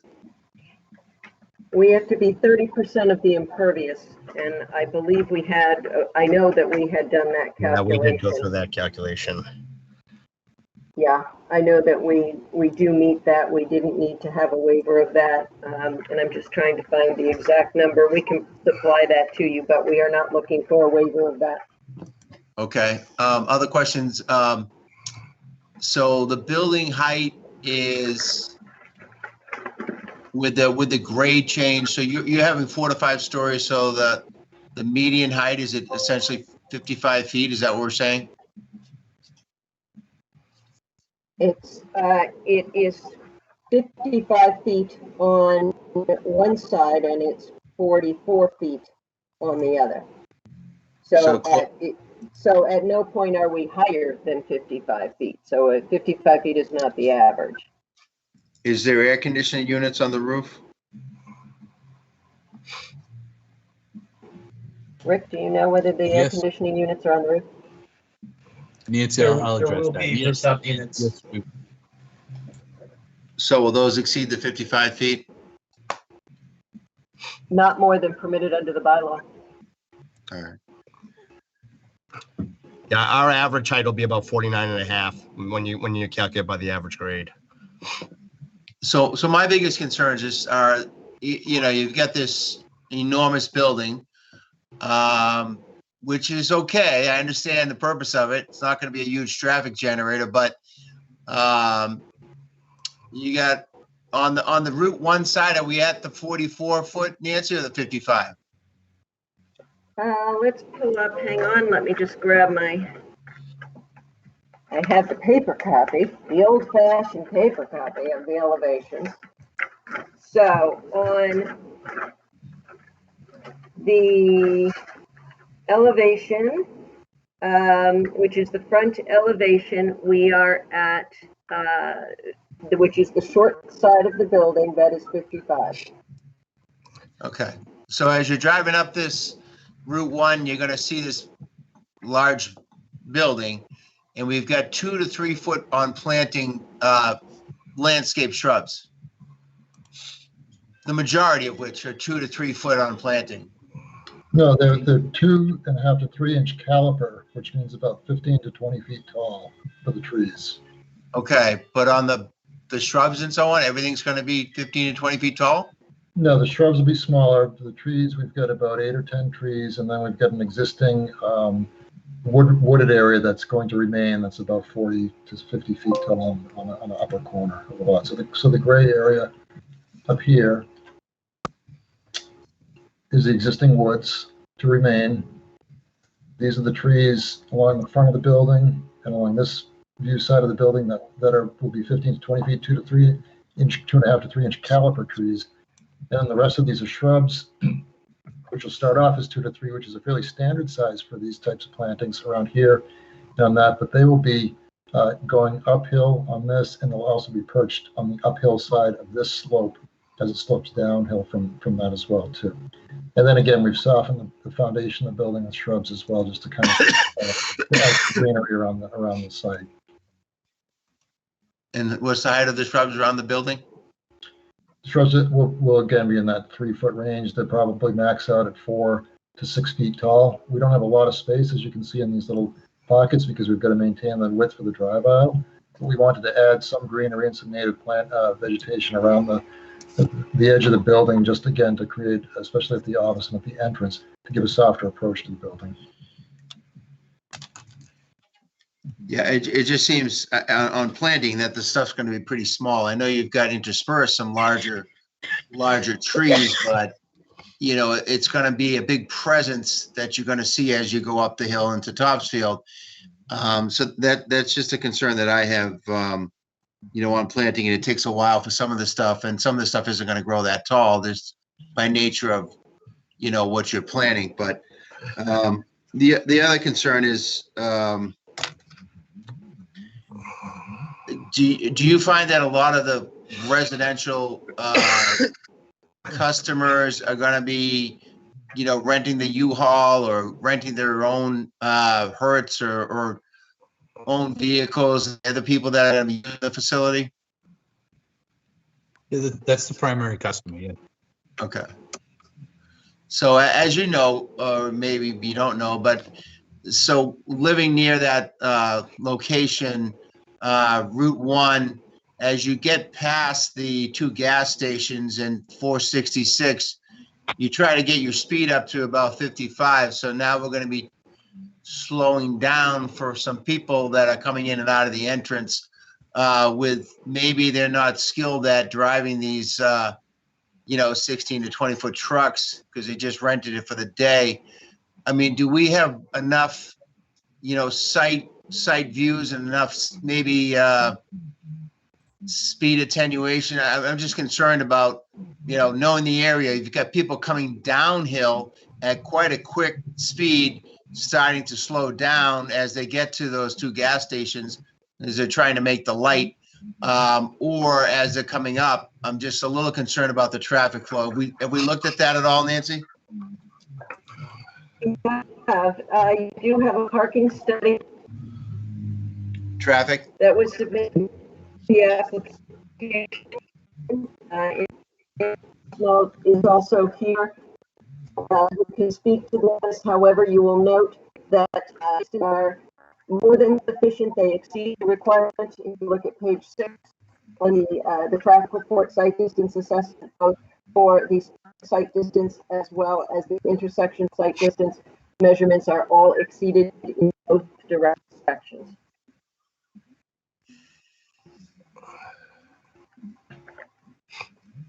Good. Is he gonna comment? Yep.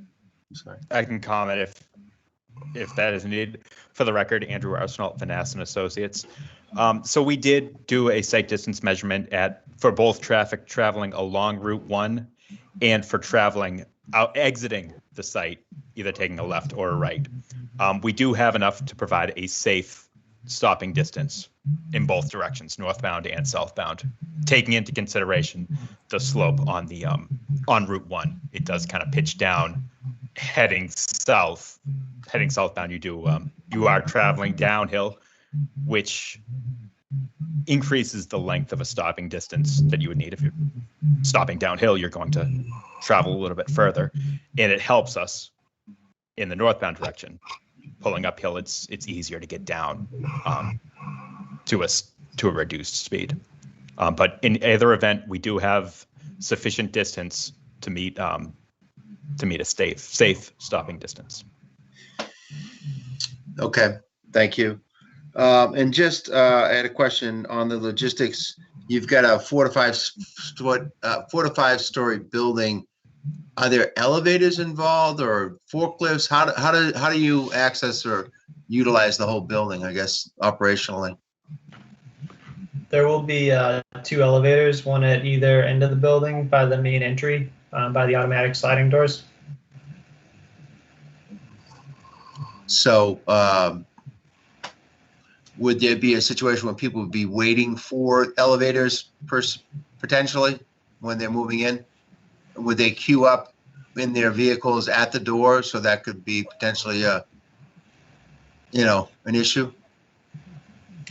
So there is a space. We have a 14-foot wide automatic glass sliding doors at either of the short ends of the building. And within each of those, there's a lobby space for cart storage, where people can bring their stuff in. And if there is someone else using the elevator, there's adequate waiting space there. Inadequate parking space. I'm just considering, it's the 30th of June and, or the 1st of the month and everyone's moving. And it's, is that something you see operationally? This is Ken, if I could say. That's what we like about it being built into grade. And we actually designed it to be able to have 2 of the floors actually utilized from end access.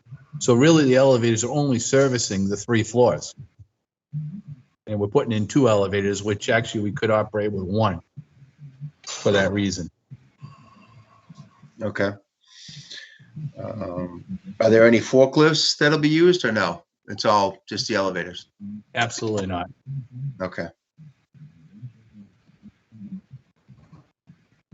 And the final question I had, just on, we find in, for these types of metal box type buildings, just the look of the building. I know you talked a little bit about trying to break up and accent the look of the building with the public storage logo and some lines and stuff. Is there anything else that that you could maybe highlight to kind of break up the box look of the building? I know, Peg, we've talked about this in the past, to try to maybe put some fake windows or something to kind of, what is the exact color? Is it going to be silver and orange or white and orange or what? Yeah, it's like a light gray color is what we're planning to go with the marketing branding color, which is that orange that you see in the rendering. Okay. A little bit on the cooler tone. We're staying away from like a warm yellow beige stuff, like none of that. In terms of windows, we didn't want to have fake doors on like the upper levels of the building or windows to doors that aren't functional.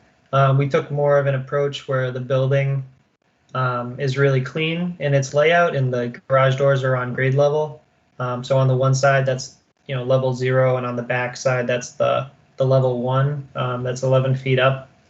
But we thought that we looked at some different schemes. We did several studies of ways to incorporate those elements into the facade.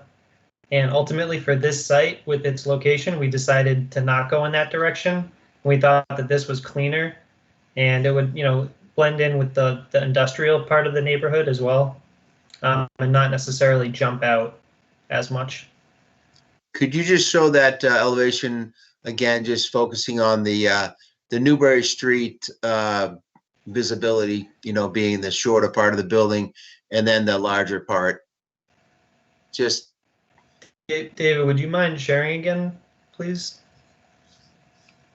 Sure, we're looking for the architecturals. Yes. Yeah, the exterior rendered elevations. Yep, just give me a second. All right, thank you.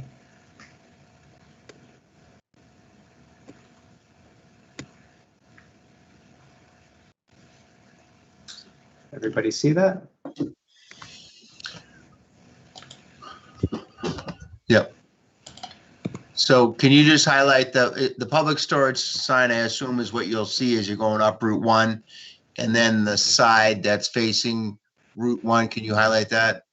So that's on the top right of the page there. Okay. So I guess I'm wondering if you could do something at least to the top right to kind of, I don't know, jazz it up a little bit, break it up, or because that's what you show in the world. It's actually not very visible. That corner of the site, I think it's actually that corner is in Topsfield. We're maintaining existing forested elements, and there's some older growth trees. And Rick and Co, jump in if I'm off about any of this, but there's a more naturalized area. So when you're heading south, when you're coming from the north, a lot of the building's screened, and as we're discussing, you're coming from uphill. You kind of crest the hill and you're coming down, and a lot of the building is shielded a little bit more from that side. The property adjacent, if it was the reservoir, but there's a lot of forested area there that's thicker. So we had initially included more architectural elements on that. Is it the northwest facade? But we removed them and kind of put more focus on the southern facade there because it was more visible.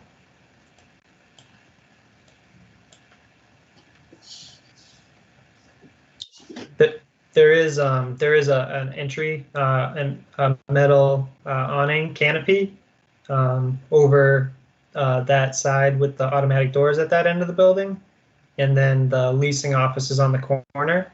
So right when you come in on the driveway, we sited the building so that cars come in, and we rotate around the building in a particular way to allow for a safer traffic pattern for people that are coming in off the street and maybe moving a little quicker than you'd like, that there's not a little bit of a crossover.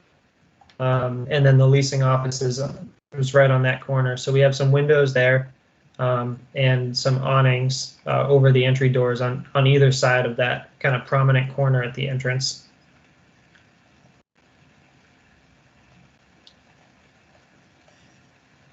All right. Does anyone else, Peg, do you have any questions on that? Or are you okay? Everyone else is okay with the look, I guess? Well, I always like to see something breaking up, but I think where they have the trees in front as people pull in, it seems like it's a pretty well concealed site. I mean, you are going to see a 55-foot building at some point, but I'm not really into having them put fake windows on this one. If it were, a more active area where people could actually see everything, then I would want to see something to break up that pattern. But I think this is okay, Jim, with me. Okay. I think that's right. In the southbound direction, you really won't see this building. It'll be hidden by the existing wooded area.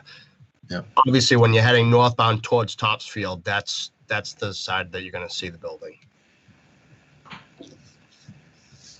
And just my final question, do you, well, you mentioned you have 15% commercial. Do you anticipate or have you designed for an 18-wheeler delivery, truck turnings in radius around the building?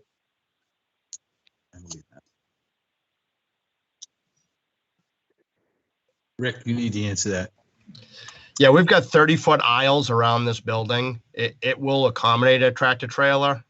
We're not anticipating that kind of traffic. We're not really set up with loading docks and that sort of thing, but on the rare occasion that a tractor trailer would put in there, they'll be able to get around the building and out. We were more concerned with the ladder truck being able to get in there, which isn't a whole lot different than the 18-wheeler.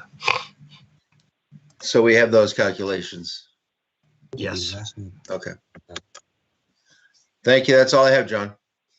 Okay, just, I only have a couple. Mr. Chairman, can you hear me? Yes, I can. Okay, I'm sorry. This is Nancy McCann. I am having technical problems in connecting, so I am listening by phone. Okay. So I wanted to be sure that you could hear me. And also, if I could respond to Mr. Sears' question with regard to the percentage of landscaping, if that hasn't been answered yet. Percentage of landscaping required is 30%. We are at 41%. Okay. Thank you. So, my questions or observations for the benefit of the board. This property type in the last 5 years has been one of the fastest growing commercial real estate product type. It's amazing, the continued growth in this product type. So what's starting to happen that I'm seeing in other sites is when it's fully climate controlled that people want to store their wine. And given the demographics of Danvers, Topsfield, Bloxford, is that part of the marketing plan? No, we do not have, we didn't include any wine storage. So, okay. You are correct. You are correct, though. You are correct. It is a sector that some people are pursuing. Yeah. Okay. So is there any, based on the management contracts that you'll have with individuals, is there any restricted items that you won't store? Obviously, if it's illegal, I get that. But is there anything that's being restricted if someone wants to rent the space? It's all the typicals. No gasoline, no hazardous, which is a hazardous material, I understand, but people don't realize that. So it's all that type of stuff which is in the contract. It's the same public storage contract they use around the country. Okay. For that reason, obviously, that no one's supposed to have a nuclear bomb to start with. Right. I get that. Okay. I personally, I think this is a good use of this property. The demand factors, I'm sure, are going to be there. It generally takes several years to lease this thing up. It's, given the size, it's not going to happen overnight. So, from my perspective, I think it's a good use. So let me turn it over to the public. Anyone from the Mr. public? Chairman, this is Peg. Could I Yeah. ask just one question of Peg. staff? I see that we have engineering comments. Did the fire department comment on this? Am I missing that report? No, they did not. We've only received comments from the engineering division. Were they contacted? Yeah, yep. No, we reached out to everybody. Everyone has the plans.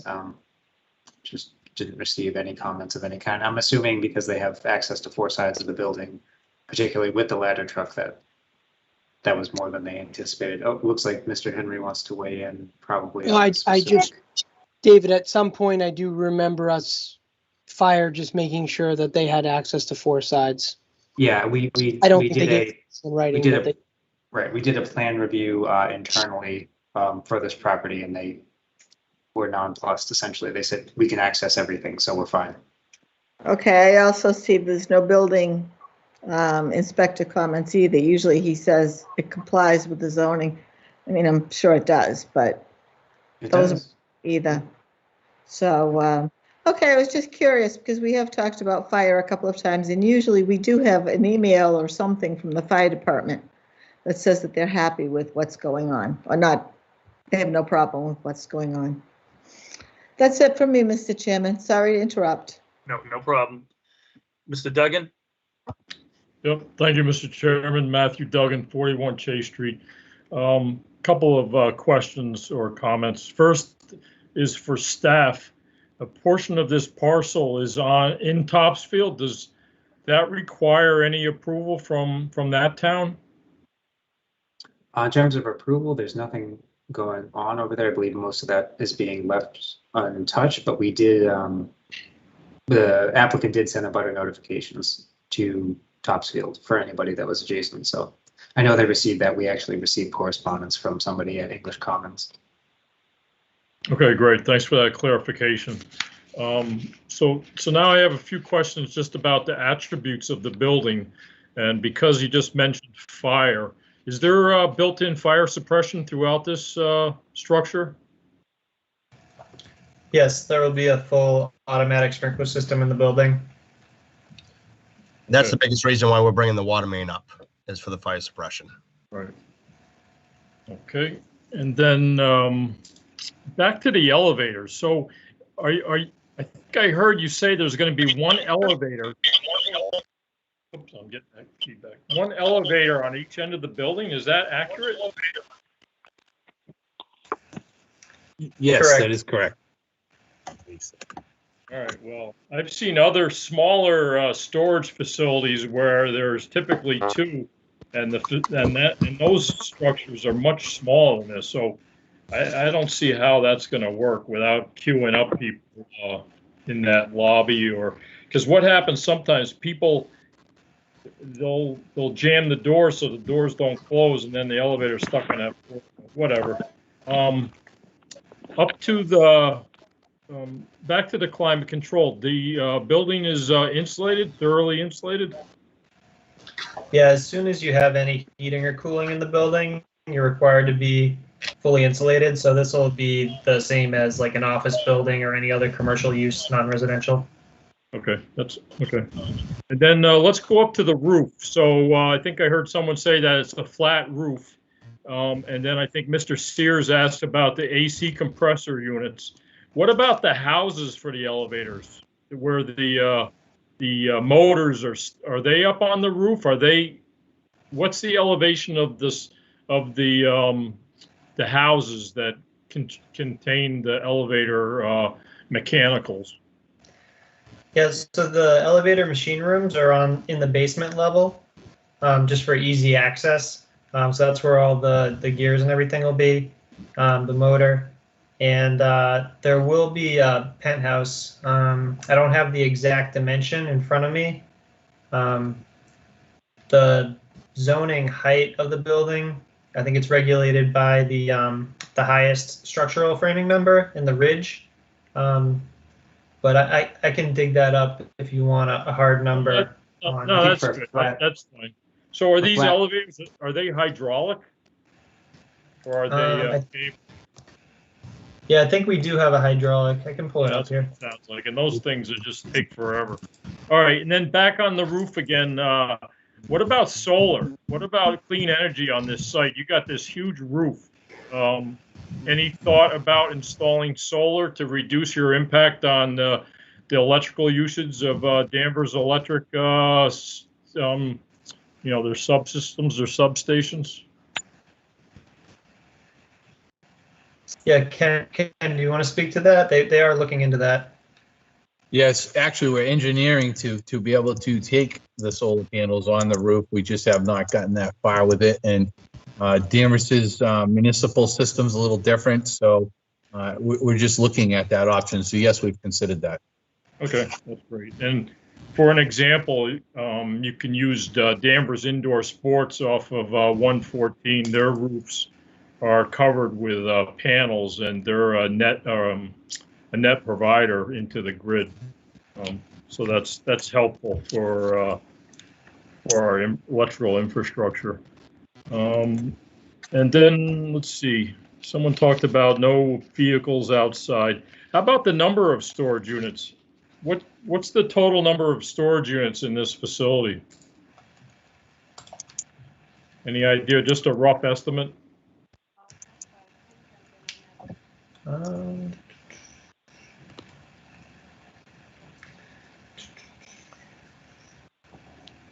Do you have anything else to add to that, Ken? Well, we don't have the final design, but somewhere around 950 units. All right. You know, Sounds like a good- I'm sure you realize they're from 5 by 5 to 10 by 20. We Yeah, actually don't build them any bigger than 10 by 20, to tell you the truth. So the 10 by 10 is the most common size. Yep. Okay. So that's just that includes all different sizes. Okay. And then I'll just close with the stormwater management. So that roof is, where's the runoff going to go from that roof? Is it going to stay on site? I can't imagine that water garden is going to be able to handle all the water from the impervious surfaces for this project. Does someone have a? Yeah, I can handle that one. We have a very large subsurface detention facility that's consists of 3 rows of 31 Caltech 330 XL chambers, which are about 30.5 inches tall by 7.5 feet long, for a total of 93 chambers. And that's where the roof runoff and the parking runoff goes. The rain garden is just an overflow from that structure. Okay. And will it capture any debris from the parking lot, like oil and that kind of thing? So we have a system, excuse me, we have a system consisting of deep sump-hooded catch basins, which discharge to a water quality unit, which is rated for about 91% TSS removal, and then the discharge into the subsurface system, and then the discharge to the rain garden. So there's a pretty good treatment stream there to renovate stormwater and capture all that stuff. Right. So that's important because, you know, the reservoir, I'm sure you're aware, is not far from the rear of this site. So right. I don't know if the topography of the land, if the reservoir is downhill from where you are, but just it was a point of concern for me. So that's all I have, Mr. Chairman. Thank you for the time. Okay, you're welcome. David, is there anyone else from the public that wanted to speak? Any email conversations that have taken place as we stream this? No. Okay. So let's bring it back to the board to close the public hearing. Is there a motion to close the public hearing? I move we close public hearing for, what was it, 495 Yes. Newbury? Second. Okay, we have a first and second. So let me do a roll call vote. Tori? Yes. Lou? Yes. Jim? Yes. And Peg? Yes. And I'm in favor of closing the public hearing. So why don't we turn it to, is there a motion to approve the application as presented? With the, so let's, what are we going to do about the parking? You know, we had an issue on the table in regards to reducing the parking. Comments around that? I mean, a lot of it depends on the mix of the use here, right? I just, you know, there's 900 units that are going to be there. It seems reasonable to have reduced parking, but I just want a conversation around it. Is there any other feedback on this issue? Can I make a comment on this, John? Sure. I hear what the applicant is saying. I use a self-storage unit myself. It's very atypical to have more than 2 or 3 cars parked there. But we're also talking about potential for a very large number of units and very little, there's nowhere for the parking to overflow except onto Route 1. Is there an option for some kind of gravel or some kind of drainable surface that could serve as overflow parking, so we kind of have the best of both worlds, less impervious surface, but not create a situation where somebody might not be able to get into the lot? We'd have no issue with that. We can make that gravel just as easy as paved.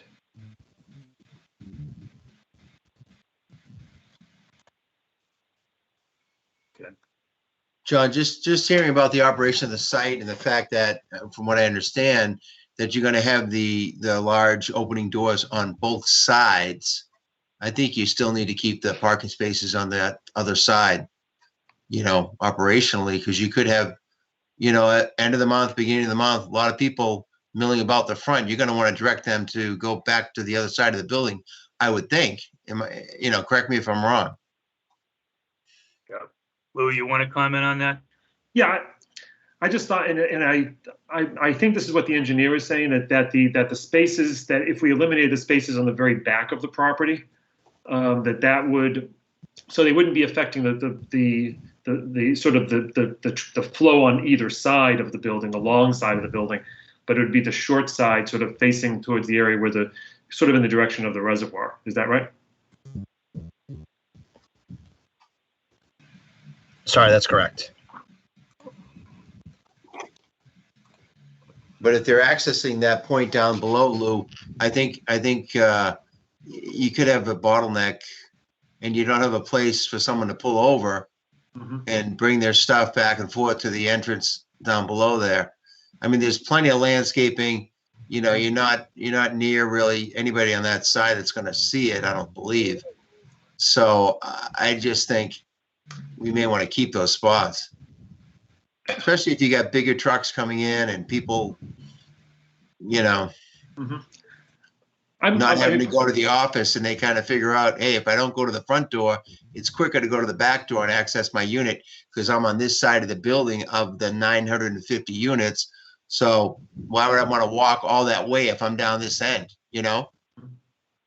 So if you just have an aisle to come in and out of, where are you going to put your vehicle? Where are you going to put your truck? I guess the only other, I'm not sure, just based on, and again, I may be incorrect in terms of the way that the parcel is looking towards the back, but I don't know if that would be necessarily I don't know if that would be a problem, but picking up on Tori's point, I mean, I would be okay with as sort of a compromise, having less, the idea of having less impervious surface, and so maybe having gravel or something that is not blacktop in the back there. Well, you've got a slope downhill, and you've got ice and snow in the winter, and you're going to have them plowing gravel. I don't think it's practical. You're going to be tar, and then you're going to go to gravel. I don't know how practical that is. You're going to have big trucks coming in and out of there with people walking around the property. I'm not sure how that works. I know what you're trying to do, but it sounds like this is going to be a heavily used entrance for people coming and going. That, again, if your storage locker is on that side of the building, you're not going to go to the front. Yeah. You're going to the back. And 6 months of the year, we're in snow and ice. So I guess the only concern I have is just the fact also that comparable storage facilities have been able to go with the same size that they were able to make do with 15 spots. And so here, even eliminating the 16 spaces that are in the back, you would still end up with 20 spots plus 18 temporary spots. So it's still greater than even the traffic and parking study, recommended, and more parking than even what's been in comparable facilities as well. See, the only problem with that, Lou, is they're comparing it to square footage. They're not comparing it to the mix of the unit sizes, right? So you got to be able to compare apples to apples. You can break it up, and depending on market demands, that's the risk. Okay. Peg, do you have a preference? I mean, I'm kind of with Jim. I think we need the added parking. I like the idea. Don't get me wrong. We all like that, but I just want to make this practical too. Peg, do you have any feedback on this subject? Well, I'm always for more landscaping, but I do agree with Jim that people will want to park nearer their units. If their units are down back, they're going to want to park down there. And Jim brought up a good point. Ordinarily, I'd like to see gravel, or I'd love to see what they have up in Maine at Booth Bay, at the Botanical Gardens at Booth Bay Harbor. They have this impervious asphalt on a portion of every parking space, which is great. But I think, with this type of activity, the 16 spaces will work. You brought up a good point, Jim, too. Did I see snow storage on the plan? Do we have a site designated for snow storage? Yes. Okay, I missed that. But I would go along with Jim, I think. I think we have the 41% of landscaping. And I just think it's not practical to expect people to go up the elevator in the front and walk all the way down to the back. Unless I'm missing something. Okay. You comfortable with that, Lou? I think that's fine. I think that on hearing all the comments, and also, sort of given the additional fact of where this location is in terms of, where it is on Route 1, and we don't have really, there is a concern in terms of we don't have overflow. I think I'm okay. All right, so can we have a motion on the application? Jim, can you read something in for us to vote on? Just asking staff, is there one on this? I didn't see it. Sorry, one. Decision to be read? Yep. Where is it? Should be right in that site plan folder. Okay. No, it's actually outside of the site plan. Outside of the site plan folder, yes. Thank you, Lou. It's the first thing when you open the folder. It's 495 Newbury. There's a decision. Under site plan set? Nope, outside of that, actually. It just says decision 495 Newbury Street, Oh, 2021. down bottom. I see it. You got to go back to 495 Newbury Street.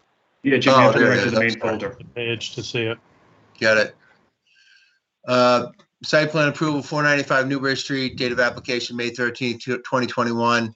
Date of hearing, June 22nd, 2021. The Danvers Planning Board approves the site plan submitted for property at 495 Newbury Street, Assessors Map 4, Lot 2, shown on the plan set titled Proposed Storage Facility, 495 Newbury Street, Danvers, Mass., prepared by Engineering Alliance, dated March 8th, 2021.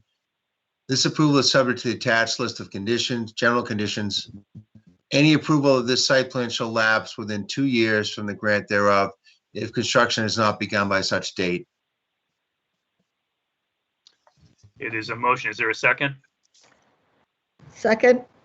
Mr. Chairman, did you include in that motion the approval of the alternative parking? No, we didn't. Jim, how do you want to address that? I think you can just add it to your motion.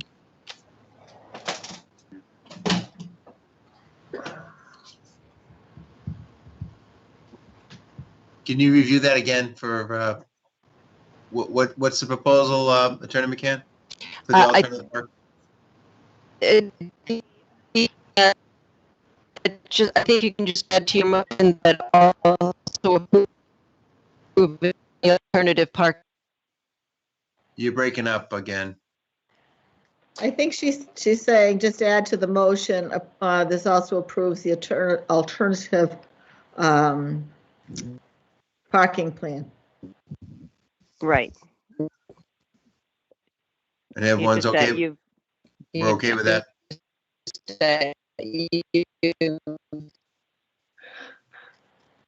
Yeah, unfortunately, Nancy, you're breaking up. So let's just so for clarification, the alternative parking plan is what again? It's basically the parking spaces shown on the plan presented. We can have a separate condition to approve it. It's part of the site plan approval module in section 4. It's basically what's shown on the plan, but if we want to add the alternative parking plan is also approved to the site plan approval decision, we can do that. It's essentially approve as presented, as shown on plans. Okay, I'm comfortable with that. Jim, you comfortable with that? Yep. All right, so we have the motion with the amendment. Peg, you're going to second that with the amendments? I'll second that with the amendment. Okay, so let me do the roll call. Lou? Yes.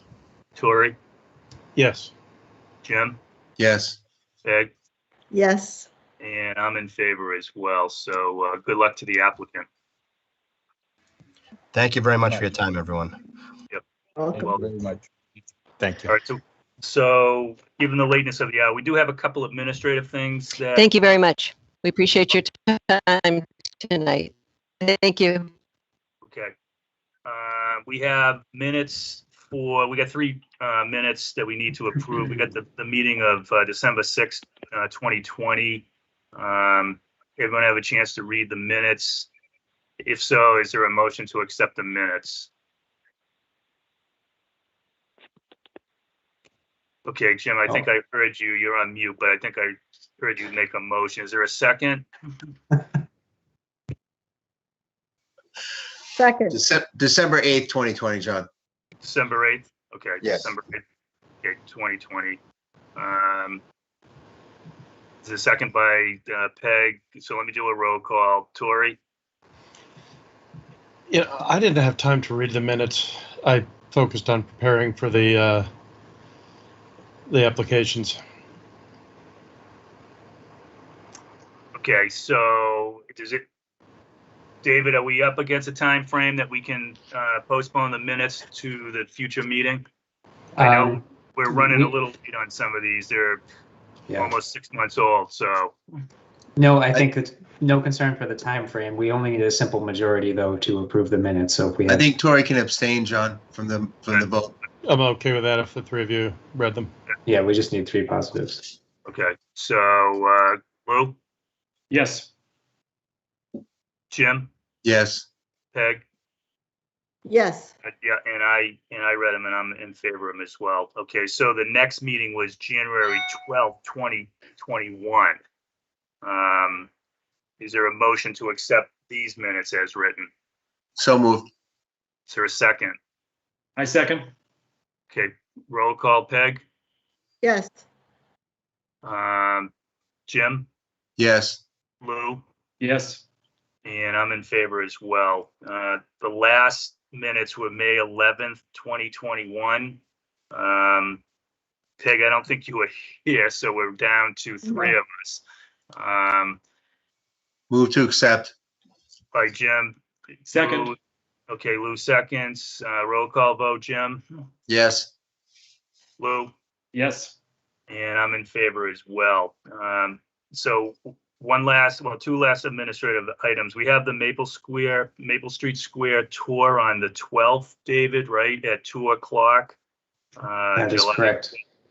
Yes. And any place that for a meeting or just right there on the corner? Yeah, so far right on the corner. If I do get more specifics, say it's outside of a specific building, I will shoot off an email to let you know exactly. I'm assuming park in the Freight House and we'll go from there. Okay, great. All right, so thanks for those who participated in the poll to create that. So the last item is remote meetings going forward, right? I know David has pulled, but obviously under the governor's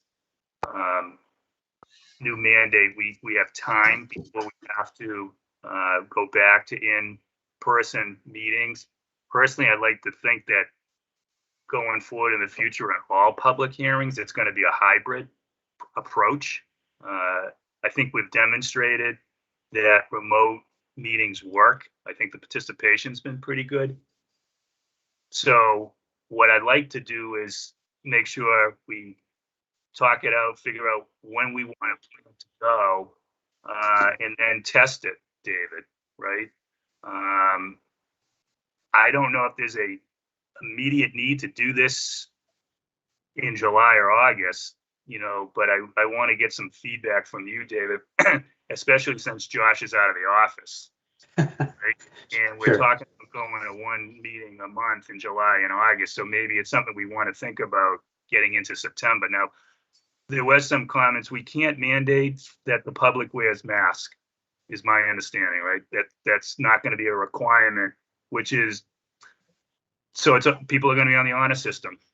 Right. And as we all know, not everyone is a believer in the vaccine. So, I'm sensitive to those with young kids, those with health issues, that we take that all into consideration. And obviously, the Maple Street Square project is going to get a lot of public participation. We know that's coming.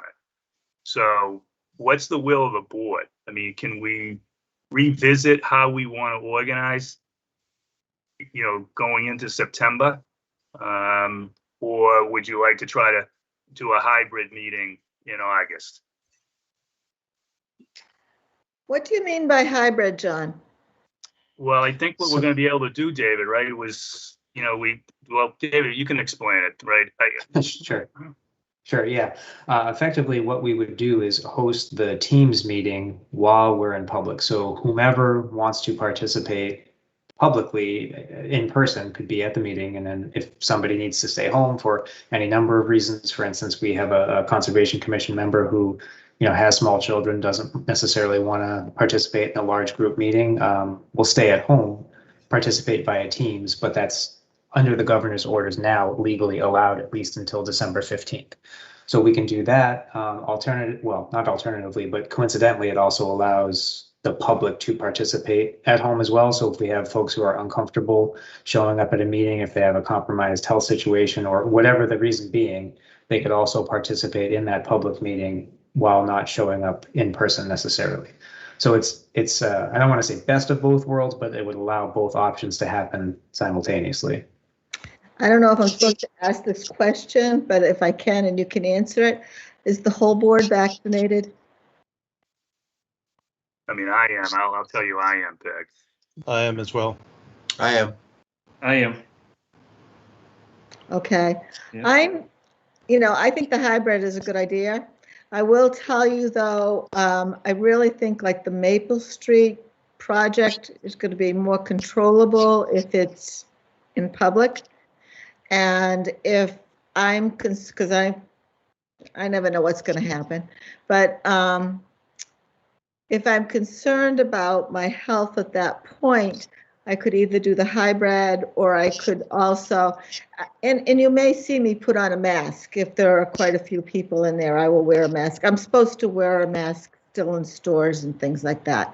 So, I mean, as far as just with the board and the audience being as far away as they are, I'm fairly comfortable with doing that as long as there's not a huge crowd. But I like the idea of the hybrid too. But I'm really a public person. I really think, especially that large type of, that's going to be a big project. There's been a lot of comments on the Danvers Facebook page. And I think, in public, face-to-face will be probably the best way that it'll be able to be handled. Okay. So David, mechanically, by posting, obviously, how much time do we have to give for public notice? Sure. So luckily, we don't have any special permits or anything coming up that would require a super advanced notice. So, we can move within this week or decide tonight what they want to do, however you want to do it. So we do have a little bit of leeway. If that's August, we can make that happen. If it's September, obviously we can obviously make that happen. So we're good on the legal posting to the newspaper and the butters and whatnot on our end. I think Mr. Henry has his hand up. I'm not sure if he wants to contribute. Go ahead, Aaron. Oh, I just wanted to say, I think David and, I should say the staff, the Zoning Board of Appeals and the Conservation Commission have both run a hybrid meeting at this point. Is that correct, David? Yeah, we've attempted it. Yep. Yeah. So yeah, we're still working out some of the kinks, but it is workable now, and we have a meeting. Well, I'm supposed to be convening a meeting with DCAT and IT including David, to try to see if we can make any, improvements to that. But from a technical standpoint, we've been able to pull it off already. So I think by the time you guys get to it, should you want that option, you're not the first in. I kind of like not being the first, to be honest with you, and let the bugs get worked out. And, maybe we target the first meeting in September. Does that make sense to the board? I mean, we're supposedly, quote unquote, in our vacation schedule. It sounds like it's really light, David, right? I mean, It's pretty light. I'm not gonna lie, it's pretty light. So, and that gives a couple more months to see what happens with the variant and other issues. And September seems to be like a more logical thing to start planning up and giving the staff the chance to work out the bugs. So does that seem reasonable? It does to me. Tori? Me too. I appreciate a more careful approach. Do we know when we're going to hear about Maple Square? When is that actually going to be presented? So if I may, Mr. Chair. Yep. Yeah, the next thing up is the site walk, and then we don't know whether, the applicant has intimated they may want to come back for another informal meeting after that. So we may not see a truly full application until September, if not maybe even later. Okay. Seems like that's the right time. Jim, Lou, do you guys have comments on this? I'm fine. Yep. It seems fine to me as well. September seems like it makes sense. Yep. Okay, great.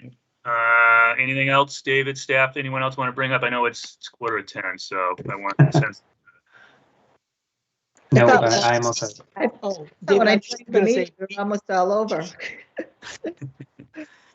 All right, so we'll see everyone on the 12th, and enjoy your 4th of July holiday. Thank you. Thanks, John. Enjoy You it, too. everyone. Yeah. Good night, everybody. Bye-bye. Good night, everybody. Good night.